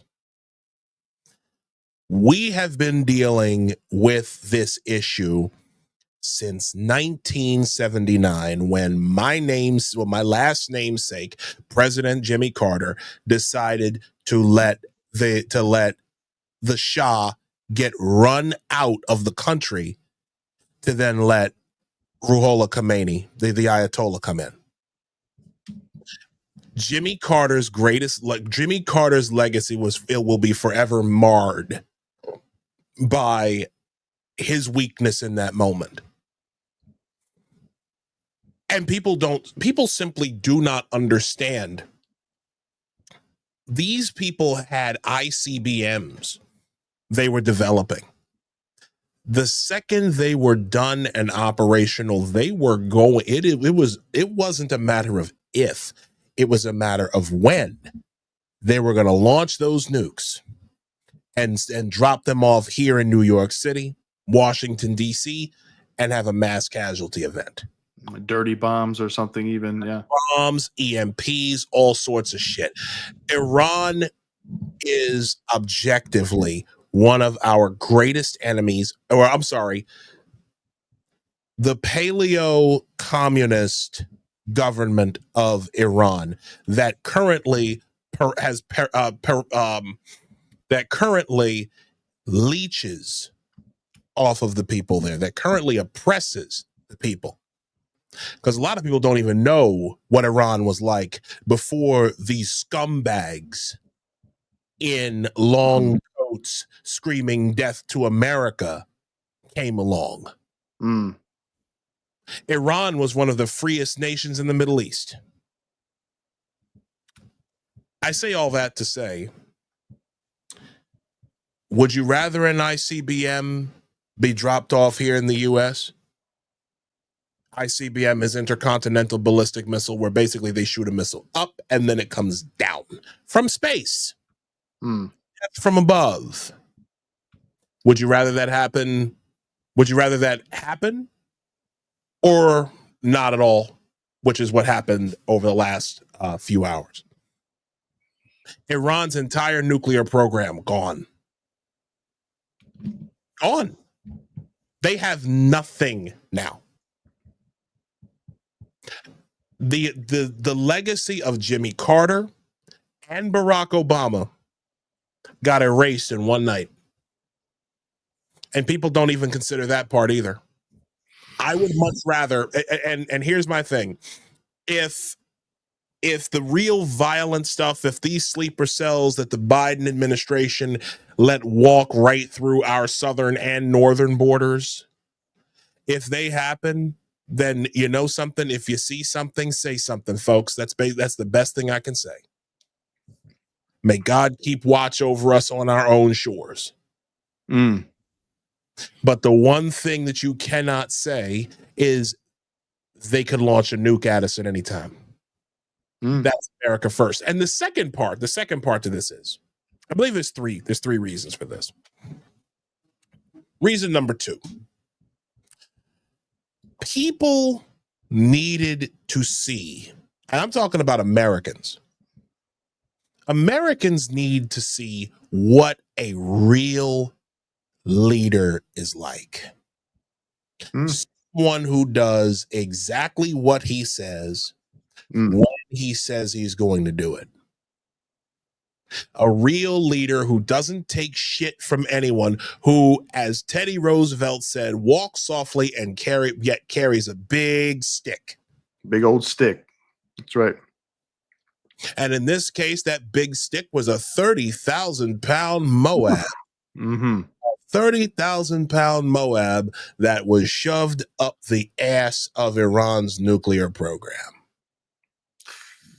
Again, you feel that one. People needed to see how men operate. I'm just going to go ahead and at the risk of sounding sexist.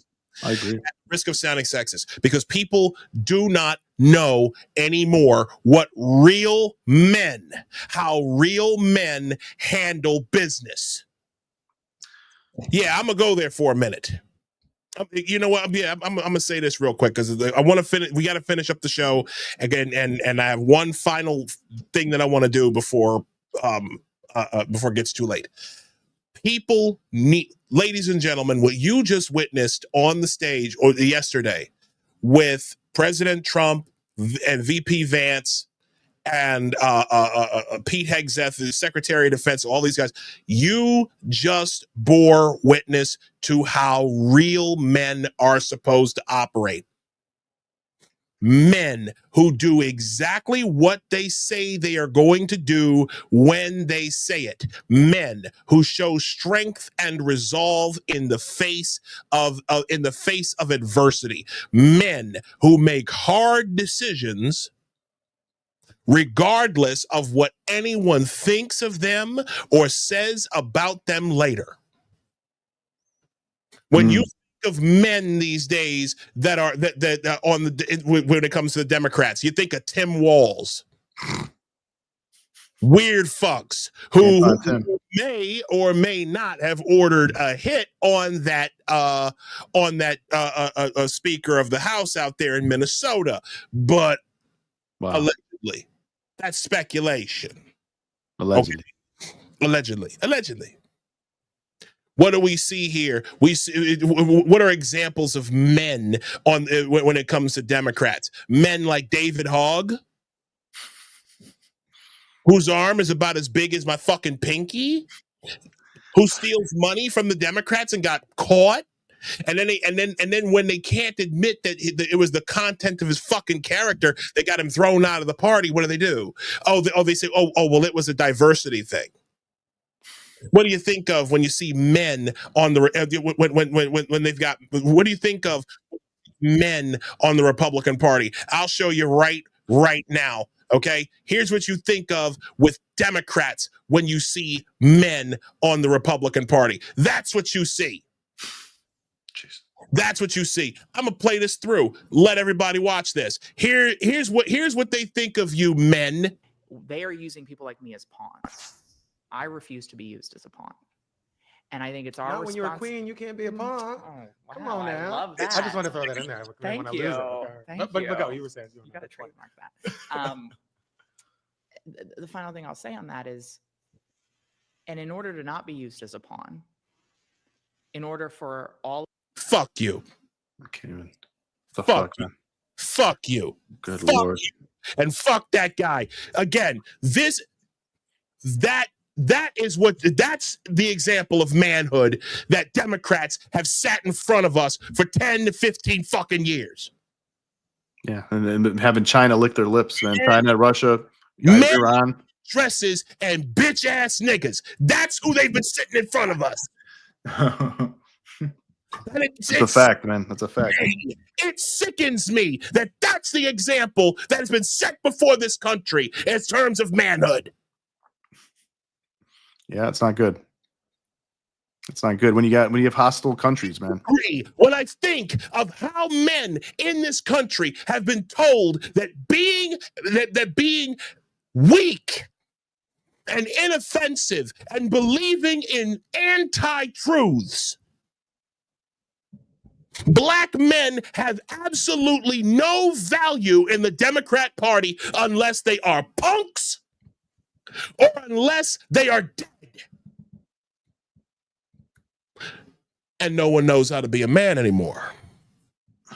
That's by design, man. No one knows how to be a man in this when it comes to Democrats. Mm-hmm. And it disgusts me. And so what did the American people need to see? The American people needed to see how real men operate. And that's what was on display. The people needed to know that our military was not full of troons and mentally ill reprobates. Mentally ill reprobates that were going. And I'm going to tell you this right now. So true, man. The Democrat Party was bringing people in who were going to drone strike American citizens for having the wrong political opinions and for saying the wrong thing. I firmly believe that. That's why they were bringing them in. Because guess what? Guess what? You might not be able to send someone who's been a lifetime patient of the pharmaceutical industry. You might not be able to send them on a combat mission, boots on the ground in Iran. But guess what? You can have them pilot a fucking drone and have them take out a church. Or maybe you could take, or you know, maybe you could take out, you know, somebody who's been speaking very, very non-worshipful of Democrats. You could do that.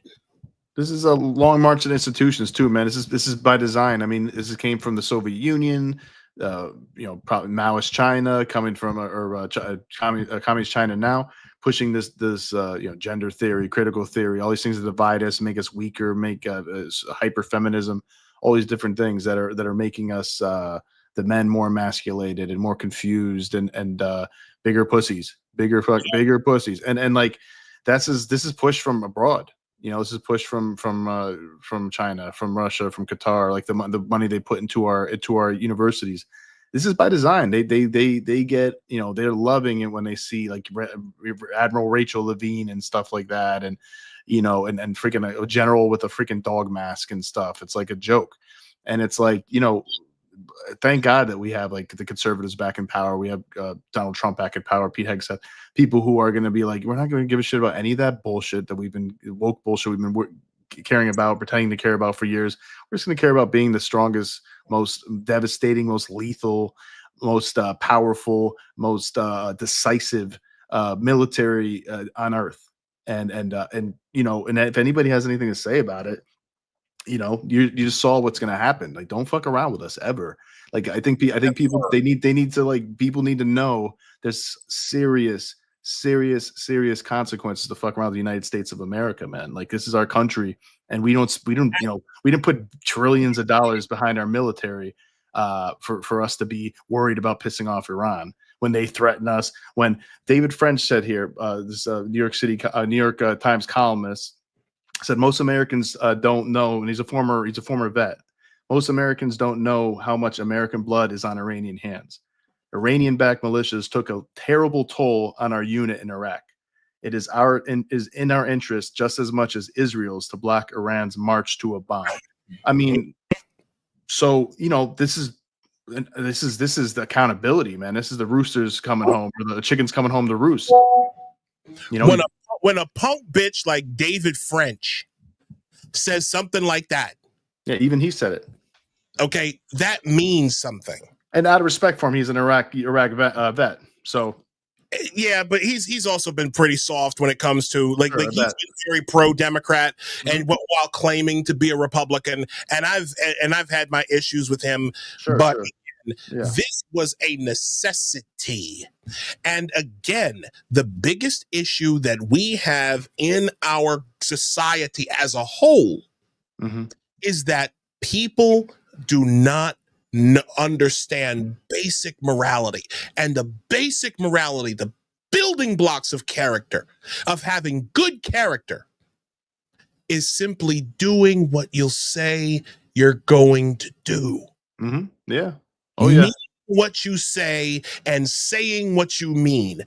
Everyone thinks, you know, and that's the thing. The reason we live in such a low trust society now, where everyone thinks you're grifting. If you say something, you know, meanwhile you get an actual grifter like the Hodge twins, who will literally post one thing to X and another thing to Facebook. Wow. You know what I'm saying? You like people think that if you say what you mean and you mean what you say, and then when you do what you say you're going to do, when your actions meet your words, people have no idea what the fuck that even means anymore, because anybody now can get what they want if they just scream really, really loud that everyone's racist, that America's oppressive, and they'll just get, I mean, this has been the pattern for 10 years. And Americans needed to know, that American spirit needed to be woken up. One last thing. I had a good conversation with my mother-in-law yesterday, with my mother-in-law and my fiance. And the question that was asked was, my mother-in-law, who the Jamaican, like born and raised in Jamaica, emigrated here late 80s, early 90s. She asked me, what does it mean what would be the one thing that unites Americans, or that could unite Americans across parties? Because she doesn't see it. You know, there was that one moment, there was 9/11 25 years ago. Hard to imagine that was 25 years ago. They were here. They were here for all that. And so there was that natural, that organic unity where someone else actually attacked us. Yeah. You know, as Americans. And this time, well, you know, 20 some years later, you have COVID. COVID was when everyone was forced from the top down to unite. And that don't, and no, that doesn't work. That doesn't work, right? It didn't work. Because then when Biden comes in, they try to get everybody to unite behind the vaccines. So what is that one thing? And this is the question that was asked. What was that one thing that could actually unite Americans across parties? And I think that's it right there. Now, Yeah, I've seen a lot of Democrats supporting it. Exactly. Saying what you mean, meaning what you say, and then your actions meeting up your words. Being imperfect creatures as we are as Americans, we have a very, you know, some people consider our Star Spangled, our national anthem to be, you know, about blowing shit up, rockets and bombs and all that, you know what I mean? But the fact of the matter is, it's having a good character. Always striving forth to create that more perfect union. And never stopping, always trying, always having the resiliency of knowing that with God on your side, you can do just about anything. And that's something that Democrats and Republicans can agree on. It's also about standing up to bullies too, man. I mean, like these countries are trying to, China takes advantage of all the time. They steal our IP. They're buying farmland. They're bringing, apparently they're trying to bring in some bioterrorism. You know, the fungus, I know there's invasive insects from China. I wouldn't be surprised if that wasn't a mistake that sucks up your crops. You know, they undermine us at every turn for decades. And when we tried to accept them and bring them into the world global market and make them more rich, you know, they put money into universities. Why? What do you think they're doing? They're sending spies over. It's you know, at a certain point, you just got to let people know. It's like, we're not like a big sick whale that you're just going to be a parasites on, just sucking us dry until we're dead. Like, we have to show some life, and and show strength. And I think we just did. And it's I think we have a great ally in Israel. Like, when you talk about real men doing things, I mean, Netanyahu is another one, a real leader who's, you know, he doesn't give a shit what people say about him. It's like, he's not going to take these threats from, you know, after this terrorist attack. He's done having people shooting rockets over and over. He wants to be done with this. And I feel a similar way, man. I'm done with threats. Like, people want to make themselves out as an enemy of the United States. You treat them like an enemy. Exactly. You know, that's not a smart place. That's not a smart thing to be, as the enemy of the United States. And I think people need to be reminded of that. That's not fucked up, man. So with that, got one last thing that I want to do. I have one final guest because I want to do something. I had just to give everyone some context. A friend of ours, mutual friend of ours, recommended that we start a wedding fund. I'm getting married. Yeah. Yes, I'm getting married. Yeah, you see the thing on the bottom where I was getting married. You know, like color purple. So it was recommended to us that we start a little wedding fund by this friend, and I wanted to, and it's been fantastic so far. It's actually worked out more because it was something we both were just kind of like, oh, I don't know, but so far it's been great. People have we submitted our we submitted a list on Amazon and all sorts of stuff, and it's been fantastic. And what I wanted to do was take this last part of the show, if you're, I wanted to take this last part of the show to thank everyone who has contributed. I want to thank them all in person. And also, real quick, I also want to give a shout out to young in-law. Okay. What's his first name again? Will? Yeah, Will in-law. Walney clothing line. This young man, real quick, this young man here just graduated high school. This was the kid whose graduation we went to. Okay. Young man graduated high school. This is a brilliant kid. Started a clothing line, and he's also on his way to aviation school. He's going to be studying to be a pilot. That's awesome. As a matter of fact, he's already got some hours in, like as training hours. So I want to give to young in-law Walney. Matter of fact, let me just put this up here real quick. WalneyClothing.com. He's got. I wanted to support him. I've been wearing his hat tonight. Just wanted to represent for our family. So, babe, you can come on back. Let me just give you. Well, let me pop this in real quick because I have another set of headphones. Come on in, babe. Everyone, I want to introduce you to the missus, my family. This is my future wife here.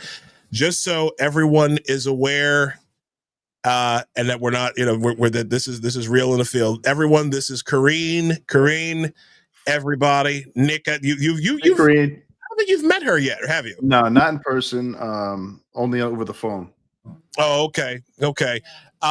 But yeah, we just wanted to take some time just to thank everybody real quick. Let me just read off these names of you will know. Well, wait a minute. Did I close it by mistake? I did close it by mistake. Let me fix this. Babe, you want to say anything? Hi. I am a real person. It's way past my bedtime. Like way past. Thank you to everyone who has shown love, support, sent a gift. Like I was very hesitant about making a registry and even doing the wedding fund, but I'm definitely overwhelmed and overjoyed by all of the support. So thank you. And thank you for the heart pot, the cake topper, the Mr. and Miss Cake Topper. I'm looking forward to the Mr. and Mrs. hats, and the Amazon gift card. Like, yeah. You guys are awesome. Yeah, we just wanted, like I said, just wanted to thank y'all for everything that you've done for us so far. This has been great. So there's two things. We're getting married. We're getting married on July 11th. And then the big ceremony is on the 26th. Yes. So we greatly appreciate everyone. July is going to be very busy. Yeah. Yeah. July's going to be very, very busy. I just ordered more thank you cards. Yeah. My teacher brain I have 4 more days left. So bride brain is kicking in, and I thought teacher brain was intense. Bride brain is a different beast. So yeah. It's gonna be fun though. It will be fun. Yes. It's stressful, but it's fun. It's beautiful. It's a beautiful time. Beautiful celebration. I am embracing my life being boxes. Mm. Opening boxes, packing boxes. I will do boxes for the rest of the summer. And I've accepted that, and I welcome all the gifts and the love. So thank you again. Thank you for that. And let me. Can I go to sleep? Yes, you can go to sleep now. You can go. All right, Kareen. Have a good night. Get some rest. Yes, I have to be at school. Yeah, I think you have to teach the youngins. Yeah. Sorry about that, babe. But thank you. I know this was tough on you. I will see you shortly. To those of you who have given it to us, I'm going to read these names off.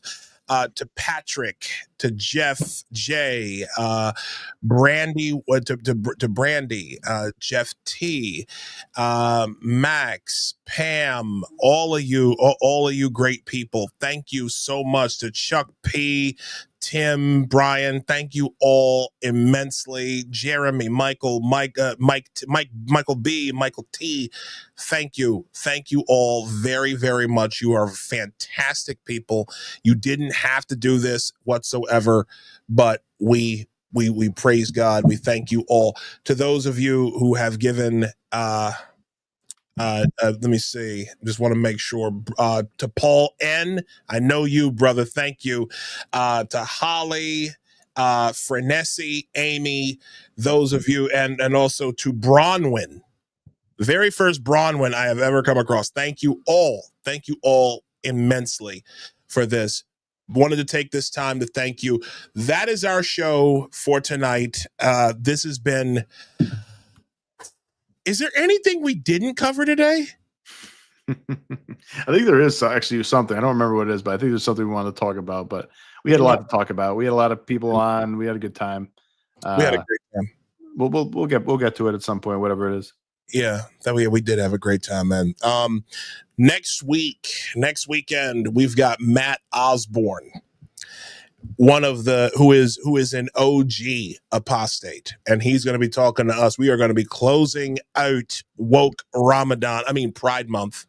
We'll be closing out Pride Month with his own story of when he was at a Netroots Nation meeting back in 2016 and saw the beginnings of when the left began to lose its mind.